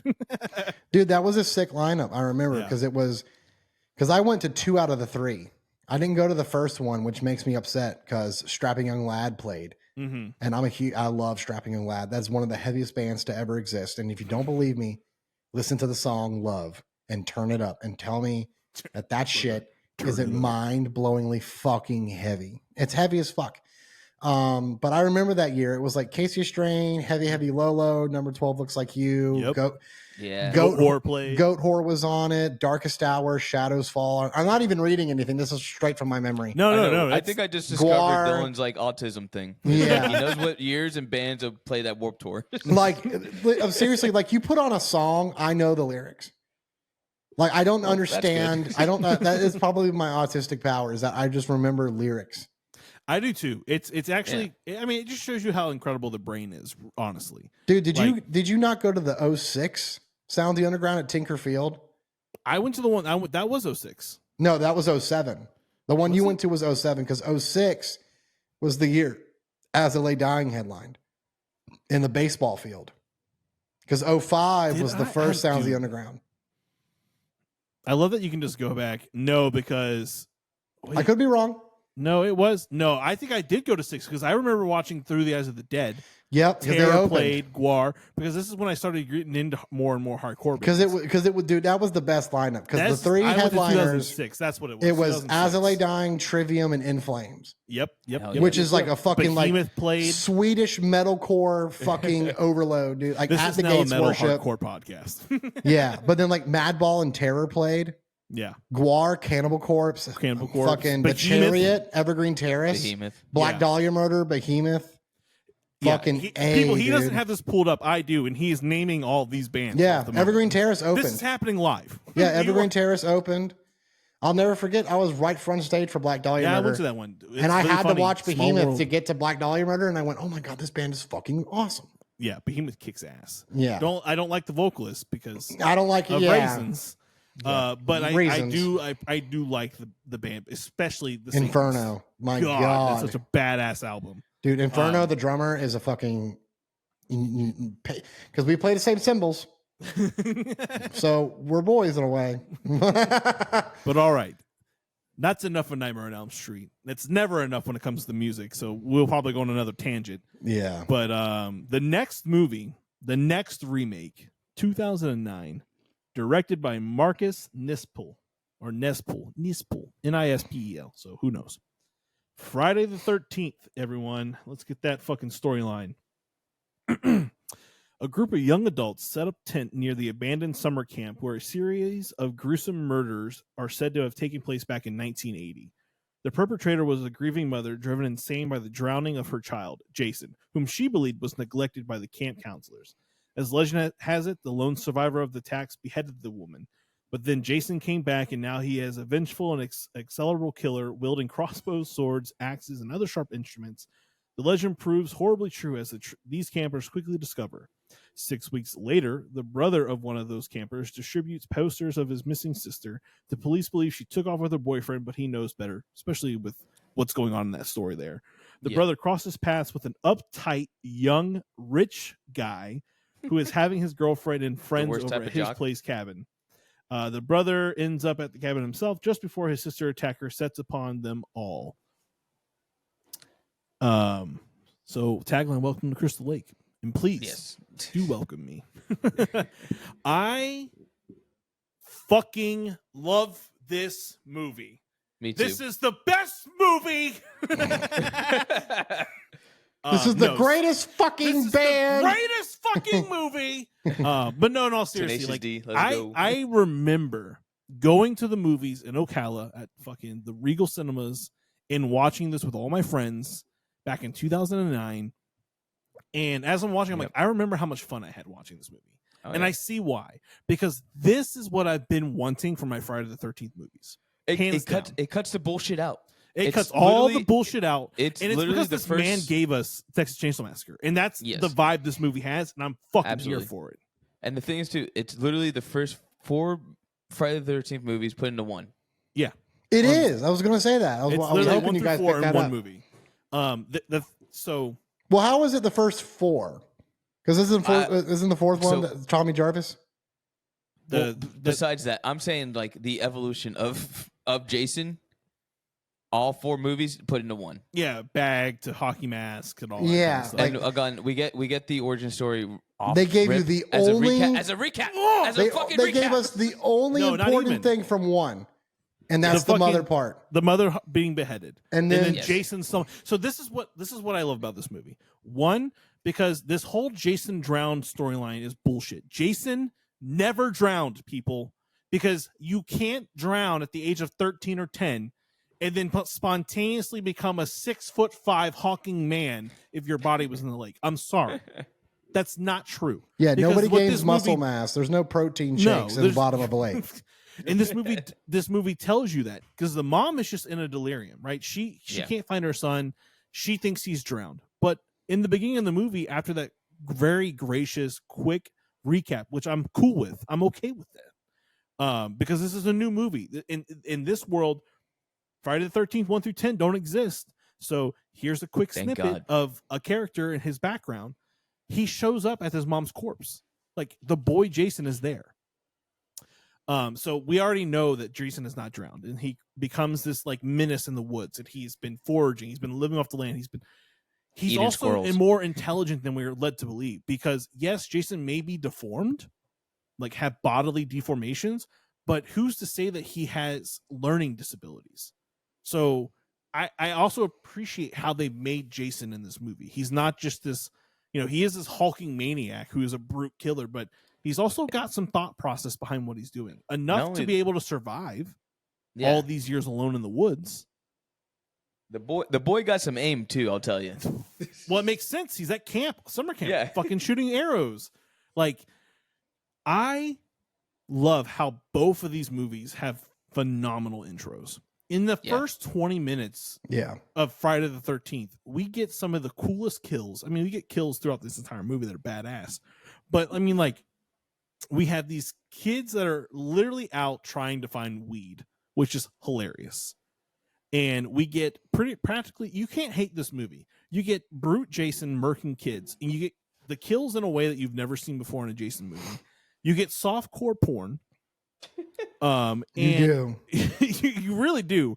And everything kind of, to me, there's not too many plot holes. Like everything kind of seemingly kind of goes through along and yada yada, but I digress. And guess what Camp Crystal Lake has? What? It's got the best weed. The best weed, baby. Yeah, just hanging out, just growing around. Just fucking smoking and drinking. Oh yeah. Now there was no, was it Crazy Tom, Crazy George? You're all doomed. Yeah, none of that. No, I mean, kind of actually, yes. There are, in effect. Who's the you're doomed person? Is it the not old when lady? You're doomed, but the old lady. I mean, Yeah. she pretty much tells Clay. For those who don't know who Clay is, that man is from. He's in Gilmore Girls. He's Dean, and then he's also Dean. He's Supernatural? Sam in Supernatural. His brother is Dean. That's hilarious. God. Yes, That's fucking. That is funny. But the grandma, in my opinion, is that kind of character. People that go missing around here don't come back. It's no, Or you're like they're not all missing. doomed. Yeah, well, of No- course, because this movie strips away that, and I don't mind that. This movie is serious. This movie is like, hey, you're in the sticks. There are people that live here. They've existed here. They survive here. There's places you don't go. There's places you don't walk, because if you do, you're gonna be missing. You're dead. The scene where he talks to the old lady, I thought, because her accent was so thick. So when the scene she says, "No one, your sister's not missing," she did. I didn't have the subtitles on. I heard Jameson.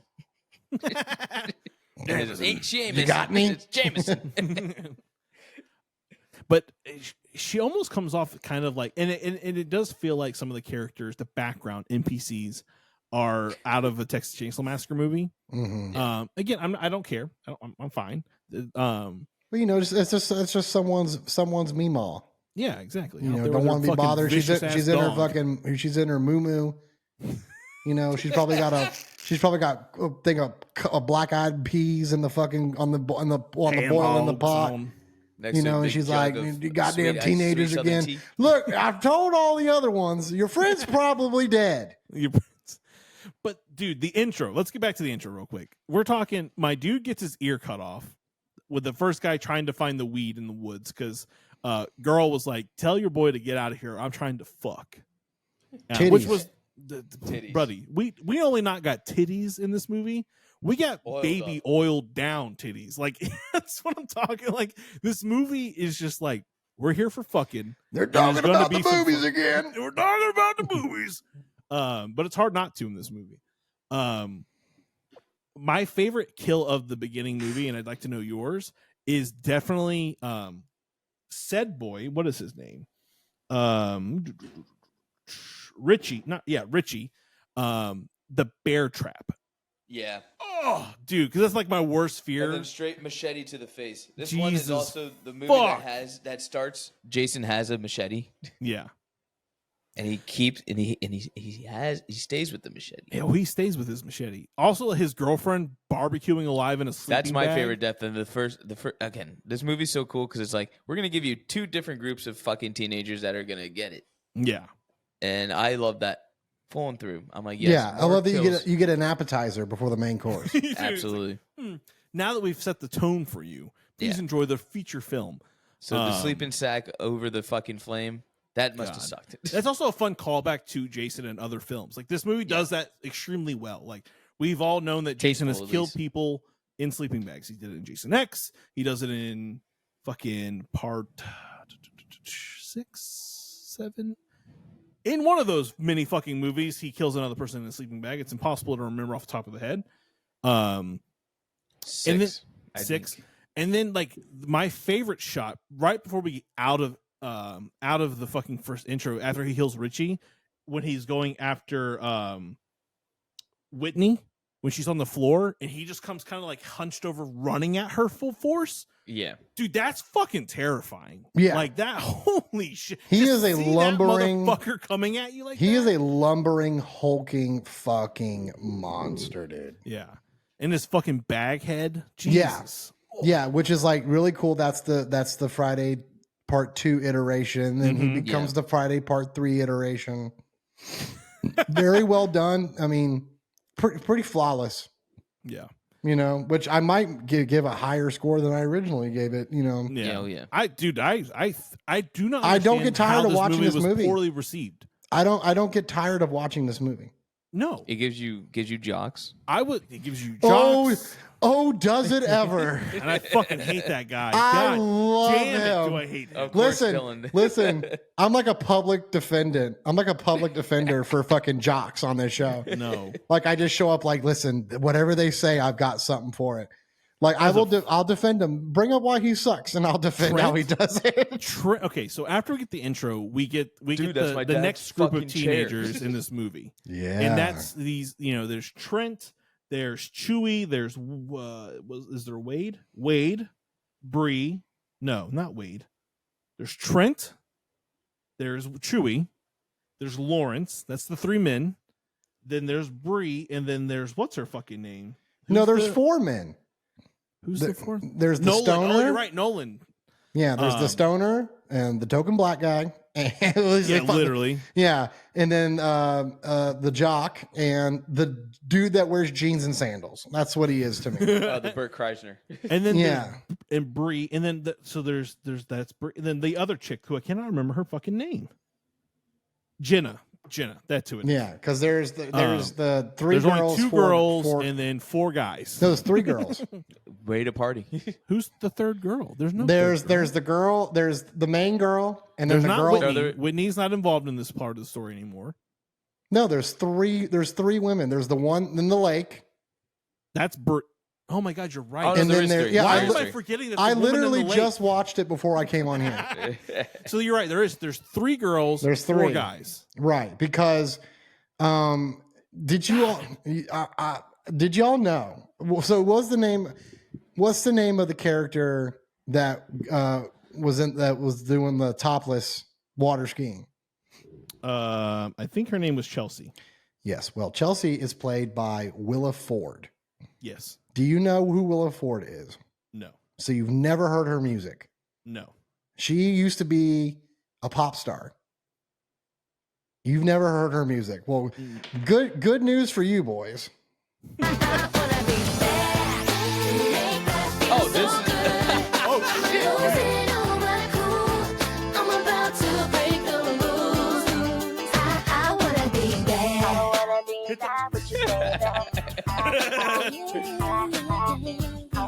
It wouldn't be a fucking episode without a fucking jam fest.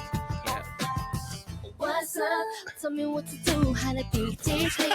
God damn it. This shit fucks. She's so good. Willa Ford rocked, all right? I Want to Be Bad came out in 2001. And then she's got a song from 2003 called Fuck the Men. Hell yeah, bro. a The toast OG to Taylor men. Swift. Yeah. OG T Swift. Listen, fucking Willa Ford was good looking then. She's good looking now. She had an acting stint and she was great in this movie. And obviously she makes hits. Obviously she makes hits. I Want to Be Bad as a hit. It's a bad bitch anthem. Yeah. Honestly, every character in this movie kind of hits. Like Trent does a good job as fucking like as being the hated character, right? Yeah. Like his job is to be the most hated person in this movie because he's just obnoxious. Not by Dylan. No. Like, and I don't Look, know how. loves him. Okay, Look, hold on. No. No. You're telling me we're in the gas station, right? We're in the gas station. This dude is clearly talking about his missing daughter and just asking the dude if he can hang some posters or sister, excuse me. If he's seen her, can he hang a poster? And this guy has the audacity because he's running on the world runs on his fucking time. No. Hey man, could you hurry up?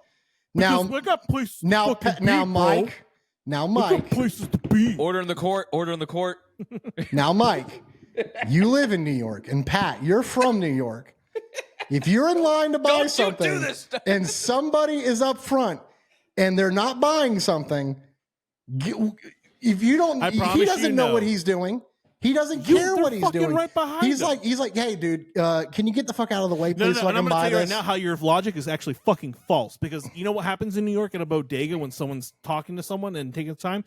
All you do is walk up a sign and put your shit down. And the guy talking to someone will ring you up and transact you. There's no fucking stopping what they're doing. Look, these motherfuckers are on the phone half the time, brother. They multitask all day. I'm telling you, dude. No, I have seen it myself. I've been to New York City several times. I don't live there, but I've been there. You're going to the fucking wrong neighborhoods. No, I don't give a fuck. I've been in all the neighborhoods, brother. There'll be I've guys been in all of them. standing in the line. They'll be sitting on the sides of the fucking counter. You know how many I just times walk I've up, seen put my shit down, pay, and walk out the door. You know how many times I've seen in a bodega or a dumpling store, yo, move the fuck out the way already. Like, I want to order, like, straight up. Literally have not. Most people just walk up and do their shit. I've seen it with my own eyes. I have seen fuck it. Trent. Trent rocks. Fuck Trent. Look, Trent is letting all of these fucking people and he come to his cabin. It's his cabin. It's his cabin. And he was like, he's in an Escalade, bro. That's a sick car. Oh, he's a sick car. And he's like, yo, he doesn't know what this dude is. And quite frankly, I don't think he necessarily has to care. He's not hard. Why does he got to act hard? He's not. Listen, all Clay had to do was be like, all Clay did was like, yeah, dude, sure. Like, yeah, I'm just trying to find my missing sister. That's what he did. That's what he did. Trent is such an alpha. He's just like, I'm trying to find my missing. He's like, I'm trying to find my missing sister. And Trent's like, big deal. Get out of the way. 2 bottles of water and some gas. I'm trying to get out of here. Like, Trent wasn't in the wrong. I'm sorry. Trent is a dweeb who Trent rocks. fucks another girl. Why? When his girlfriend ran off with the dude that she got in a confrontation with. She ran off with him. She ran off with him. Another woman approached. She was good. I mean, we all saw that scene. We all saw that scene. Brother had to get a nut. It's his cabin. He had to get. Believe me, we all know it's his cabin. She ran off with Sam Winchester. I laughed when that motherfucker got axed. I was like, thank God, Fuckboy McGee is dead. Look, he was going to leave them high and dry. You can't fight Dylan with the jock theories. Listen, you can't do it. Let him, you can not like him all you want, but I'm telling you, it's misguided. Listen. If you don't want to deal with people potentially interfering with you know who these people are. You go to college with them. You know they're partying. Look, he was chill. Of this weekend is the party. And then, okay, so what does the guy do? Off the table. Yeah, he broke my dad's chair. Exactly. What's wrong with that? I can't leave because I can't trust these people in my parents' house. Exactly. They already gave examples of why he couldn't trust them in the first place. Exactly. Fuck, I'm agreeing with Dylan. Look, if somebody just walks in and Rick James styles, puts his feet on your couch with his shoes on, puts his dirty feet on a table that isn't his, breaks something that belongs to your father who was gracious enough to let them go there in the first place. Regardless, okay, for example, if you guys, hold on, no, Pat, who gets to speak? Pat, who gets to speak? Me or Mike? Who gets to speak? Well, me or Mike? You know, that's just like your opinion, man. Who gets to speak? Me or Mike? Go ahead, Dylan. Thank you. If you guys came, because my family has a farm that I want all of us to go to. You wouldn't because y'all are great people. But if you guys came to my family's house, put your feet up on a table, and then knock something over and broke it, I'd be pretty pissed too. Listen, okay. I'd be pretty pissed too. Here's the thing, and this is the last we'll talk about, and we'll move on because I don't want to hear. This is what I'm saying. I could do this for hours, brother. You want to know what a normal fucking person does? when you're inviting people to a house, like a guest house, it's your parents or whatever, you go over some fucking ground rules. Like, hey guys, I know we like to hang out, we like to get rowdy. I'm here for it. I want to have a good time, but this also is my parents' house, so let's also be respectful. So one of the key things, there's a lot of family heirlooms in this house, so we got to be mindful. You have a fucking conversation. You don't do what Trent does. Trent's an alpha. He doesn't have to. Anyone who refers to themselves as a fucking alpha is a bitch boy. He didn't refer himself to an alpha. I'm referring him as an alpha. Listen, no, but he did. He put put his foot on the table, and Trent said, "No, you can't do that. Everyone needs to chill out." And then what does somebody do after he says that? Knock something over and breaks it. That was later on in the movie when they were stupid high and drunk. Right. But things happen. And Chewie was going to fix it. You think a conversation would have fixed everything? You think that high idiot? I think you do a conversation in the beginning. You don't do the feet on the table. And then Not my boy Trent. My Trent ain't got time for that. I can't go anywhere. I can't trust these people. Anyways, that's besides the point. Whatever. Well, I'm glad you know what? He didn't leave, and guess what he got in return for? No, he didn't leave, and guess what he got in return? Pussy. He got pussy. He cheated on his girlfriend from a different person. He stayed. He followed his own code of ethics, and the man was rewarded. Yeah, by cheating on his girlfriend. She left with Sam Winchester. Did she fuck him? We don't know that. He doesn't know that. All he had to do was ask. She didn't seem to have a big problem with it either. He literally, the soonest opportunity he had to cheat on his girlfriend, he did it. Well, you know what? She came to the door and said, "Let me in." And he goes, "Shut the fuck up." No. He told her to shut the fuck up, and I was like, "Hell yeah, brother!" I was watching that scene. I was like, "They must have like some sort of agreement, apparently." Because no, she didn't. Really, she didn't really care. About the movie. I don't want to keep talking about Trent. I want to talk about Trent. So we get these kills. We get to the fucking cabin, and then we get to Nolan and Chelsea, who are like the first two people who were actually killed. Well, not true. We haven't talked about creepy mannequin guy. Oh yeah, the guy who lost his virginity to a mannequin. Forgot about this Go guy. ahead, Pat. Talk all about. Oh man. All right. Didn't he play the rapper? About that guy. I wanted to say something that was fucking hilarious. As Sav said, the second Jason needs a new mask, and he finds a hockey mask. She says out loud, "Darkness, my old friend." I started dying. That's fucking hilarious. But yeah, let's talk about mannequin fuck guy. Dude, what in the... I mean, hey, it must be lonely up in those woods. He's over here talking about how he lost his virginity to this mannequin. He's over here trying to fuck it again. Hey, Stacy, it's been a while. It's like Elijah Wood in Maniac. Took my virginity. You remember that night? You know who he is? Who? He's Lil Kevin, and It's Always Sunny in Philadelphia. Oh God, of course he is. He's the white rapper who's like mentally challenged. Yeah. And D dates him. Jesus Christ. He's what was his name again? Lil Kevin. Little Kevin. But yeah, Little Kevin over here fucking mannequins. Yeah. Like, jeez. I mean, hey, better that than any of the farm creatures that were on that. Yeah, man. Let him fuck that mannequin all he wants. The Lord can't see him in a barn. It's fine. He's definitely a chicken fucker. His death was definitely totally needed, because without his death, Jason would have not found his friend, his hockey mask, his beloved facial wear. Oh, yes. Darkness. Oh, yes. Darkness, my old friend. And then, we get the boat scene. Nolan's fucking ripping that shit wide open. Chelsea's fucking bare-topped, like, just letting it all hang out. She does want to be bad. Oh, she does. She does want to be bad. And then we get that sick-ass archery shot, dude. I'm talking clean kill, straight to the fucking back of the skull. Oh God, I loved it. It'd have been sick if he shot him and then she saw him in the forest and he just goes 1. Like, oh shit! I was like, I'd have just stayed in the lake. If he came into the lake, I'd have went for it. But I will say though, like Chelsea getting hit with a boat and like not being unconscious, that shit was flying. Or like she had blood at the beginning, but like when she got to the other part of the pier and she was underneath the dock, like she was no longer bleeding. Like, nah, dude. You're hemorrhaging. Bad editing. You got a fucking full speed hit from a boat to your head. Like you should be dead. How about I'd have started moving out of the way. Yeah. They said, "How about we kill her with a boat or Jason?" And the director said, "How about both? How about both? How about we?" That's the only issue I have with the kills in this movie, because I'm like, that was a pretty fast boat. She either should have just tried to get away out of the way of it, or like just let that be the death. It must have just been no way. It must have just been all fiberglass. Just at 45 miles an hour on a lake.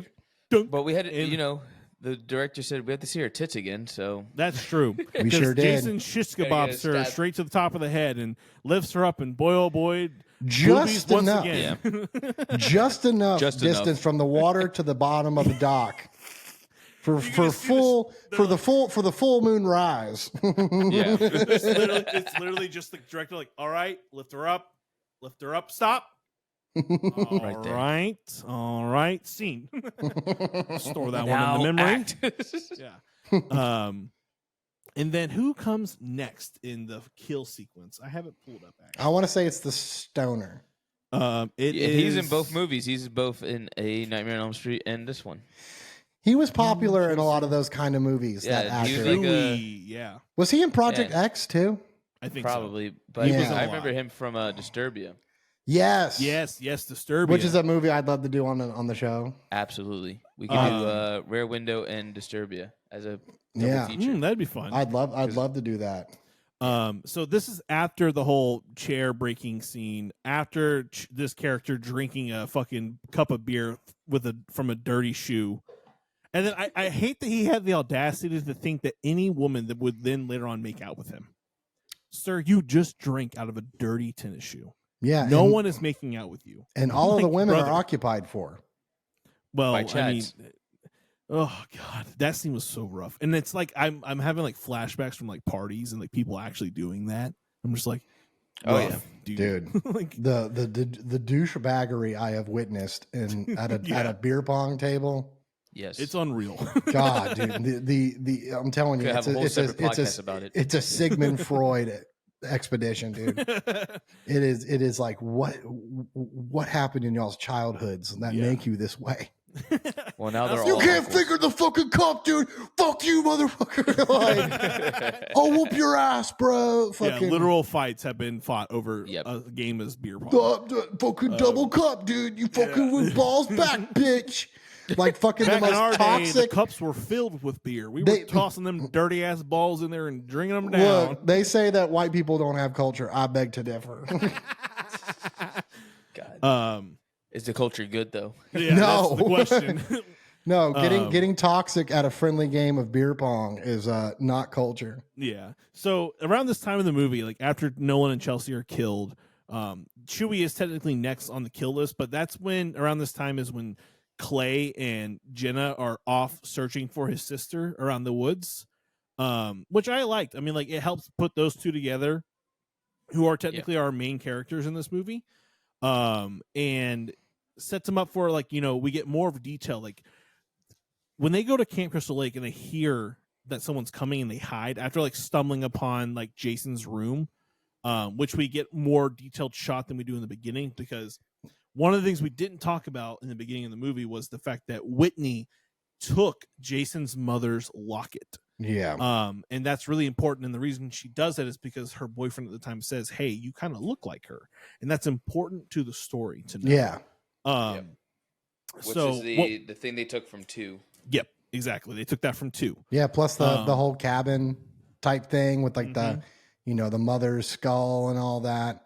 Not exactly like 2, but a little more of a grand scale. Exactly, and it works better because like he's not in this makeshift cabin that he had built himself. He's living in his room because we know from the original series his mom worked at Camp Crystal Lake, so it would make sense that she would have her own cabin and he would live in that room. Right. And it was kind of like a little trophy room, and I love that, like that having those little insights. Like again, we're not getting huge thrown in our face origin stories of Jason, because we're like, the director knows that we're not dumb as the viewer. We know he kind of exists, even though this is its own new thing. But they're giving us more and more insight into this character. And then we're introduced to the tunnels or the mines. Yeah. Underneath Camp Crystal Lake. Very cool addition. Fucking loved.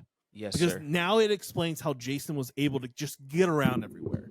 Because that was one of the main things that was an issue, was like, all right, how did Jason get from to the fucking area with the hockey mask down to the lake? Like, how is he able to maneuver so fast? And it's because there's fucking, and they reference it in the beginning of the movie, there's like an old mine system around the area, but Jason has just learned it. He's utilizing, and that's all you need.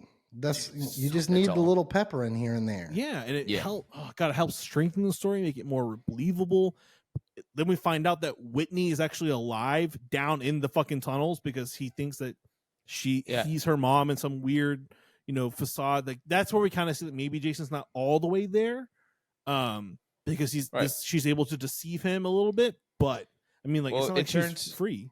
It turns what we known as Jason is like this brute, just kills quick, type of slasher into, he kidnapped someone now. He's methodical. Yeah. Like he thinks about it. He plans. He prepares. You really have to give this director his flowers because absolutely he navigated a minefield of 10 movies with inconsistent fucking lore.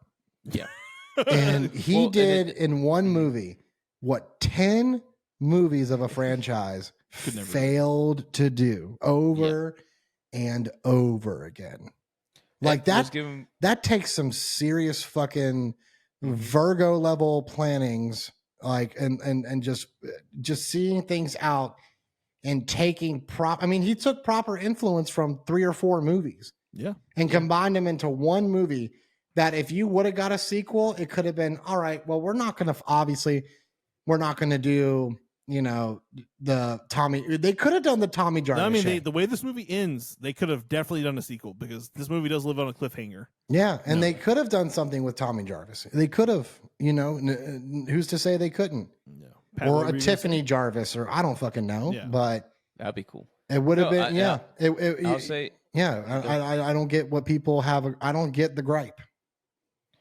It's just it's easy to have that argument, especially back in the day, because it's a remake that it's bad. Yeah. But this guy, again, give this guy more flowers. He's been able to do it with 2 franchises, both Texas Chainsaw and Friday the 13th. Yeah, definitely. Make solid, which are, again, remakes. By nature, as fans, we have to go in with like some sort of like, we're going to have to judge this type of like movie, and because it's based off a franchise that we either love or we are known that this is how the character is, and both movies do something different. Right. It's fantastic. Again, with Texas Chainsaw being a little more graphic and more darker tone, which is, Tobe Hooper's version is graphic. It is graphic, yes, but his version made it. The way I describe it is it feels like you can smell the house. Yes, and the same thing with this one too. You could smell the camp. You can smell where Jason is. He does a really good job at like set designs are really well done. I felt like that about Elm Street. Yeah, me too. I thought the boiler room was great. I thought the hideout was great. I thought the snowy dream sequence with the preschool was great. I thought all the dream shifts were flawless. And if you paid attention, you would notice that in Elm Street they would kind of warp the dream surroundings a little bit with like some post edit. They'd warp things, and they did a really good job of making it feel dreamlike, which Nightmare on Elm Street did a lot in a couple of the movies. But these 3 movies, they're really the trinity they're really Father, Son, Holy Ghost as far it's what you would want. It's what you wish people would do when it comes to these remakes. Yeah, and maybe they were ahead of their time. I think Definitely. So. I think we got the Texas Chainsaw Massacre, and I think that really set a tone that the world wasn't expecting. Like, how can you touch something like Tobe Hooper's, which is a masterpiece, right? Yeah, like it is definitively a 5 out of 5 movie. It's phenomenal. And then you have this guy come in and remake it, and he makes a 5 out of 5 movie. Like he makes it hard to watch. He makes it feel disgusting. Because when I noticed when it said from producers and I saw that he actually directed Texas, I was like, oh shit.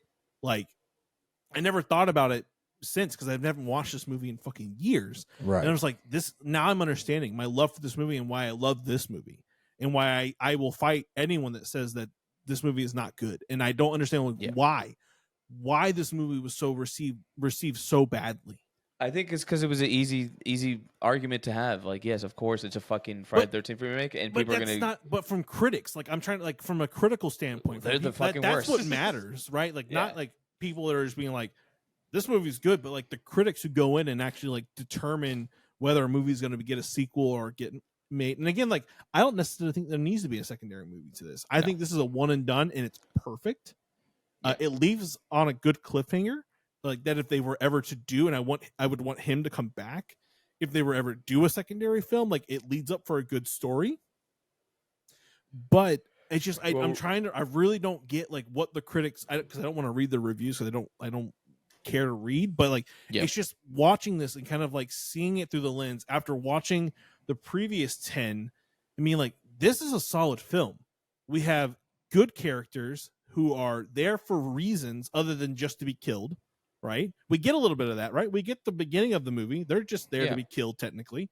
Absolutely. But then we also get a really hard plot-driven storyline with solid characters, a great backstory to Jason that we've never gotten before, done in such a subtle way that we're not being shoved in an origin story down our throats. And then a well-rounded ending. Like, this movie doesn't lose itself. The pacing, phenomenal. The shots, the cinematography. Dude, I have never been more scared of Jason coming at me on my TV screen. Because, like, we're finally not giving just, like, POV Jason kills. We're getting those side-by-side shots where Jason takes Bree and literally shoves her into the fucking deer antlers. We're getting him with Officer Brackett, the fucking taking the fire poker that Lawrence took out to find Chewie to fight because he wanted to go save his friend.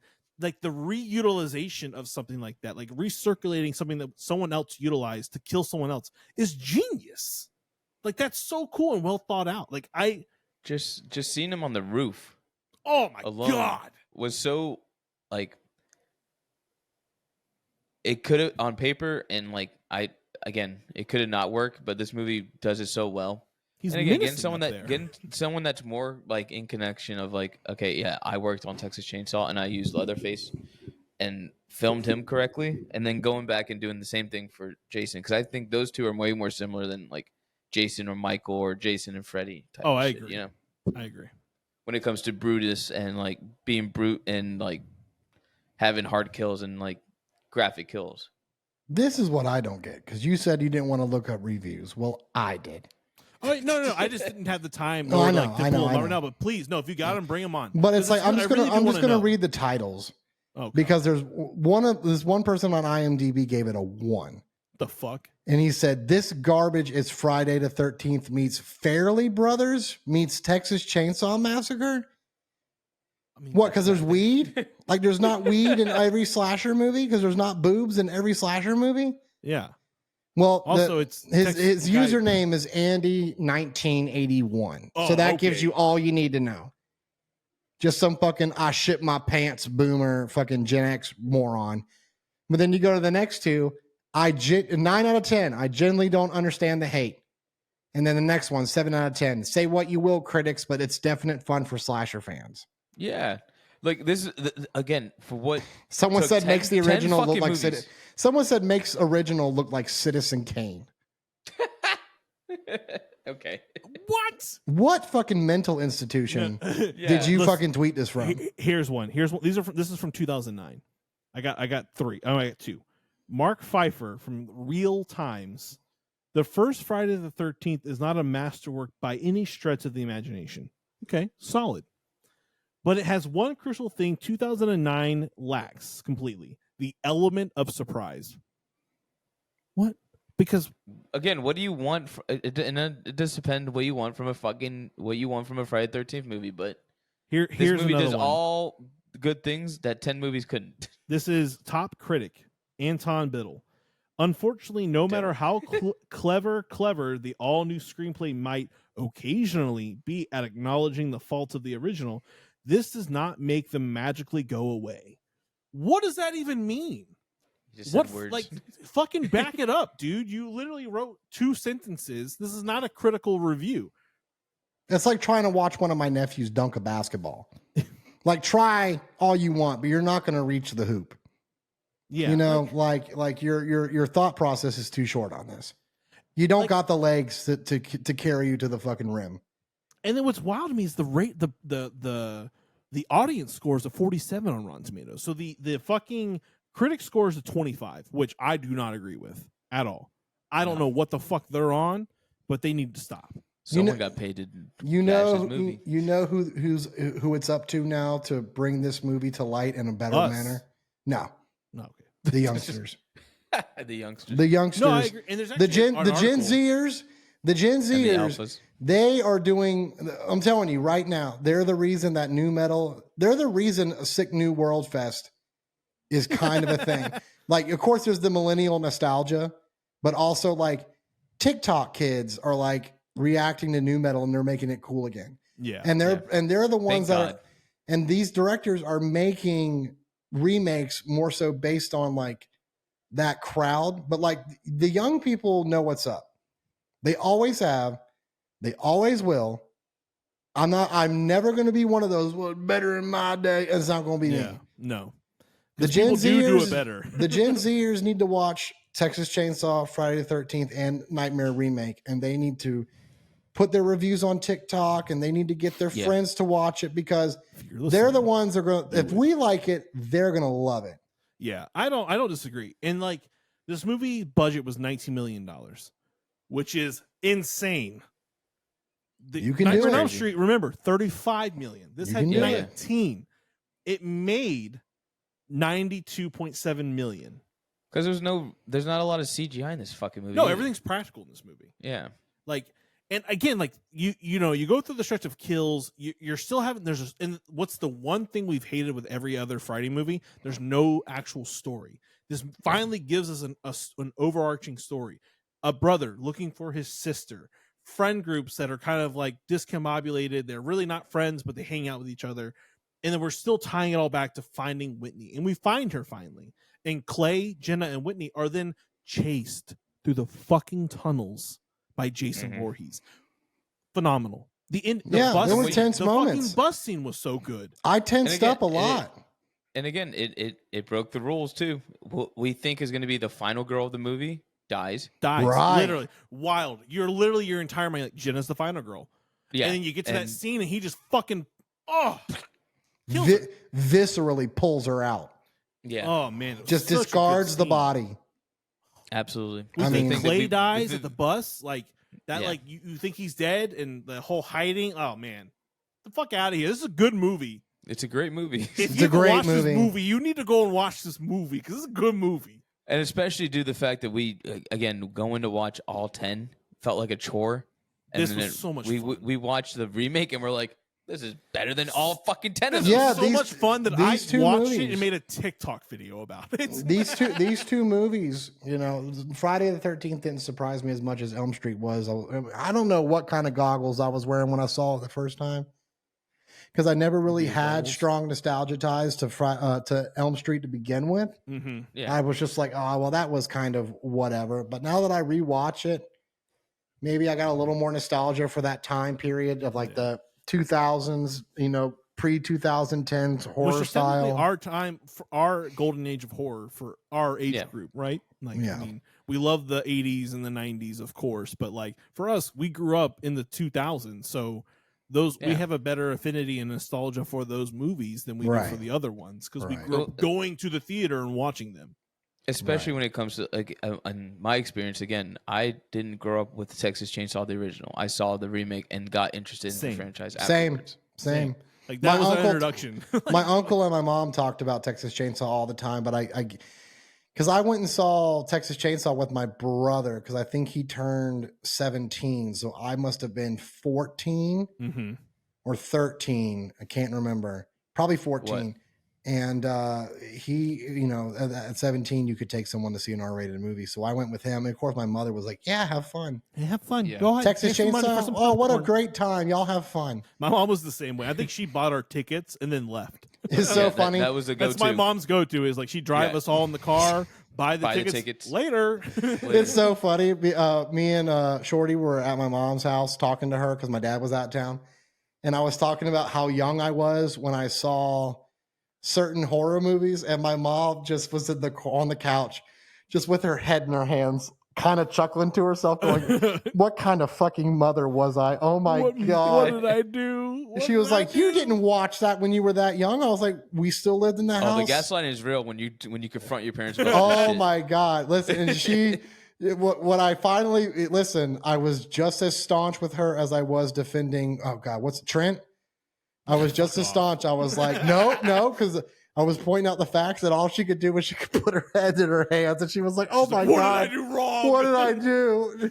You know, man. Listen, it's like when moms lose arguments. They're like, "I guess I'm just the worst mother ever." Dude, you know how to make, again, what I just revealed to you guys of what my childhood was? I do that all the time when I see my mom, and she's like, that didn't happen. Yeah. Yes, Dude. it did, Mom. Dude. Yeah, it did. Oh yeah. I bring nothing. I don't bring up anything like actually traumatic. I just like it's always like. Oh, I do. Because it's like, Mom. It's like, Mom. Jesus Christ, you let me watch In the Mouth of Madness. She was like, hey, you were old enough. I was like, I thought it was an older movie. It came out in '96. I was 7 years old. And I was fucking 7. I was Mom. 7 years old, and it's like, well, your father and your brother won't watch this with me, so hey, you want to watch it with me? And I was like, okay. One real cap. Just go back to the movie before we re-rated.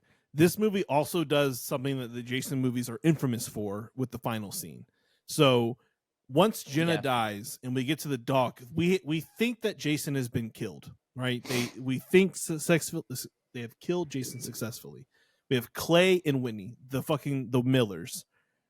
All of a sudden, Jason fucking pops out of the water and pulls Whitney down with her, which is such a huge callback to this franchise. To the original movie, yeah. Not only just the original, I mean, it's done in other parts of Friday the 13th, but it's just like, it's clear that this director went into this loving this project. Like, this is the same guy that gave us Pathfinder, right? Like, did you guys ever watch Pathfinder? No, I've never seen Pathfinder, like the Viking-esque movie. He did that movie too. So like if Pat watch it, if you never watch it, it's not like a fantastic movie, but it's a badass movie. It's like a low budget Viking. It was like horror. of its time. Not really horror, but like more battle-y action, weird movie. Is it better than Northman? No. Yeah, but I would say they're two different because like it's more monstrous in Pathfinder. Yeah, like the guy is it's more like that Goblin Hunter movie that came out recently. Troll Hunter. Is it Troll Hunter? You know, The Last Witch Hunter with Vin Diesel. It's got vibes like that. Oh God! All right. Oh man, sure. I can't think of the name of it, but there's like this movie that came out a while ago that is kind of like this hardcore fantasy horror movie where the guy kills goblins and he like mounts them on the wall. It has those vibes, and if I can find it, I've never heard of that. If you're a listener, and I'm doing this hand thing because I'm like, fuck, it's in my brain. I can visually remember watching. Is Troll Hunter on the list? Troll Hunter is not on the list, but we will add it. I will add it right now. But yeah, it's like a Viking goblin horror movie. He like hunts. He hunts for goblins and stuff. I just can't remember the name of it. I'll have to find it. If you're a listener and you know what I'm talking about, please, for the love of God, let us know. Window. But yeah, I love that callback. I love that this movie is clearly done by someone who loves Jason as a character and said, let me give this character finally some justice and make him this lethal, dark, scary, methodical killer.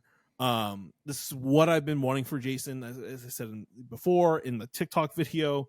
And again, I don't want a sequel to this movie, but if they were to ever give us one, I want him coming back. I don't want anyone else coming in and playing with this because I truly think that he tapped into something there that no one else has been able to come close with when it comes to Friday the 13th. Absolutely. And for that, it gets a 4.5 for me. Fuck yeah. Dylan. 4. Okay. 0.5. Damn. 4.5. 4.5. It's better than all of the 10 movies. Well, I don't want to say combined because Jason X rocks very hard. Okay. Yes. But I mean, I'm going to say it's probably better than all the movies in that franchise combined. Yeah, absolutely. It's a fucking stunning film. Right. Like if you've slept on it or like you haven't watched it in years like us, it's on HBO Max right now. Go watch it. And Nightmare on Elm Street's on Netflix. Both the movies on today's fucking were free of viewing for us. I will have to say for everything else. I will have to say I have one note that I wrote down. Please. I had one note, and it's the last thing she says to Jason before he dies. It's say hi to mommy in hell. In hell. But I wrote ... in all caps. In hell. It's like how she said it. I was like, why'd you say that so whimsically? Like, say hi to mommy in hell. It's like, what's that Family Guy line when he does the one-liner with the gun? It's been revoked. Oh, yeah. It's been revoked. It's like they tried to do just like one catchy one-liner. Yeah, like a catchy action one-liner. That's what I say that in Helldivers all of the time. Yeah. We should, I'll throw a big make ass TikTok. strategy and be like, it's been revoked. We should get all the bad one-liners in horror movies and make a TikTok. I will put in the Texas Chainsaw 3D "Get him, cuz" fucking line. Oh yeah, Get him, cuz. Oh So man, there's bad. so many bad one-liners in horror movies. We'll see, bitch. Well, I hope that you guys listening have had a fun time. I'm going to pose the question: is Trent a bad person or is Dylan right? Let us know. Let's start. That's the real conversation. I really want to know. That's the real conversation. Tap in, chat. Let us know how much you love Trent. Trent's an alpha. He gets pussy. Nobody puts their feet on his dad's desk. Trent's a fucking alpha. I will not be censored. All right. So let us know. I'd love to know what you guys think. Tell us what you thought about these movies. I've been talking to a couple of different content creators, and they're all like, dude, I just rewatched it, and I had a great time watching this movie. I did not think that it was as good as I remembered it. Yeah. So if you rewatch the films for this episode, let us know your thoughts. Share them with us. Answer the question about Trent. Before we go, though, Join the Discord. Join our Discord. Please. We're always in there chatting it We're up. literally always in there chatting, or we're in the Turtle Podcast Discord fucking around. Join our Discord. And then before I kick us off in the real sign off, we are going to start a new thing on this show called The Wheel of Horror. Ooh. And it's going to be something that we're going to do at the end of every episode. And we're doing it today, even though we have one more show left in this series. Do you want to do it today? Yeah, because I want to get it set up for everything. Yeah. Is it going to pop up in the little window here? I'm going to share my screen and everything. Oh, hell yeah. That's So fun. the next episode is going to be on Freddy versus Jason. Like that's how we're ending this whole conclusion is watching Freddy versus Jason. There's a light. But I wanted to set the tone for the next There's a light episode under to this come. There's a light at the end of this fucking tunnel, brother. It's coming. This is the Hulk roller coaster. I'm about to be shot out into the light. So we are gonna share my screen right now. So welcome to the Wheel of Horror. That's a lot of We have movies. an ongoing list right now of a bunch of horror movies that me, Pat, and Dylan have put together. House If of the Dead's you not on have there. things that you want to add, send them our way. And then what we'll do is at the end of every episode, and why is it not centered? That's so weird. We will spin this wheel and pick a movie for that week. So let's go ahead without further ado. Let's spin the wheel. House of the Dead. House of the Dead. House of the Dead. What you fucking Double doing? whammy, double whammy, double whammy. And it's going to be...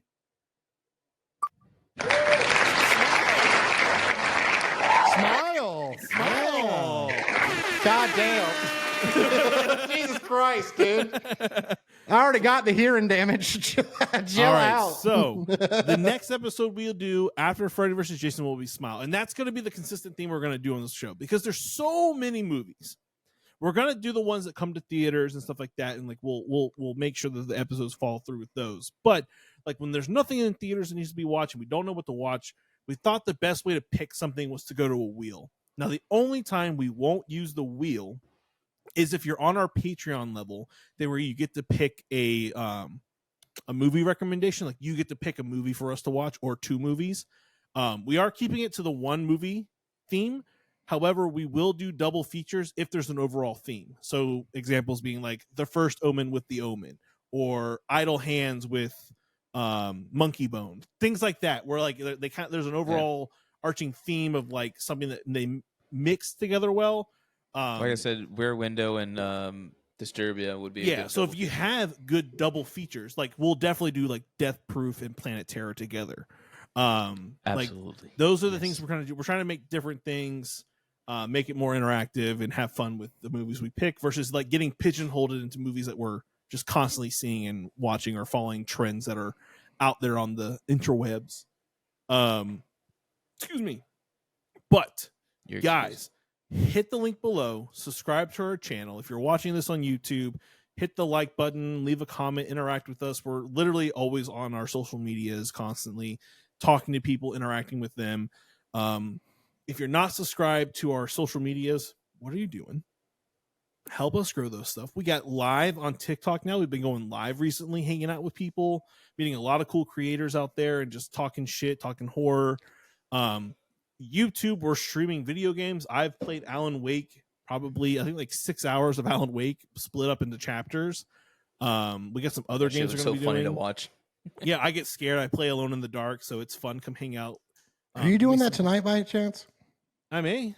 Because I'll watch on YouTube from my TV in bed because I'm a sickly little boy and I need something to entertain me, and I've done watched two movies and I'd like something a little bit chiller. Different, yeah. So I may play tonight. Yeah, I don't know join the phone call. Sometimes I call Mike while he's playing. Sometimes he plays and I fucking link my phone to the Bluetooth and Dylan, it's just Patrick on the phone talking to me while I'm playing. Well, then I'll let me make it an audio FaceTime. I'll hop in. Okay. But yeah, that's the kind of things we're doing, guys. If you're interested in buying the zine, the link is in the description of the show notes. So support the show. We make practically no money off that. It's just a passion project. So pretty much the cost of it, I think, is like $12 plus shipping. That literally just covers the cost of printing the book and shipping it to you. So join our Patreon so we can do fun things to Dylan. What I do for money. Yeah. But other than that, guys, it's been an excellent, horrific episode of the Horror Junkies podcast. We are thrilled that you listen to our show and interact with us.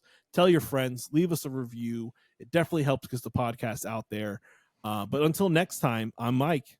I'm Pat. And I'm Dylan. Stay weird.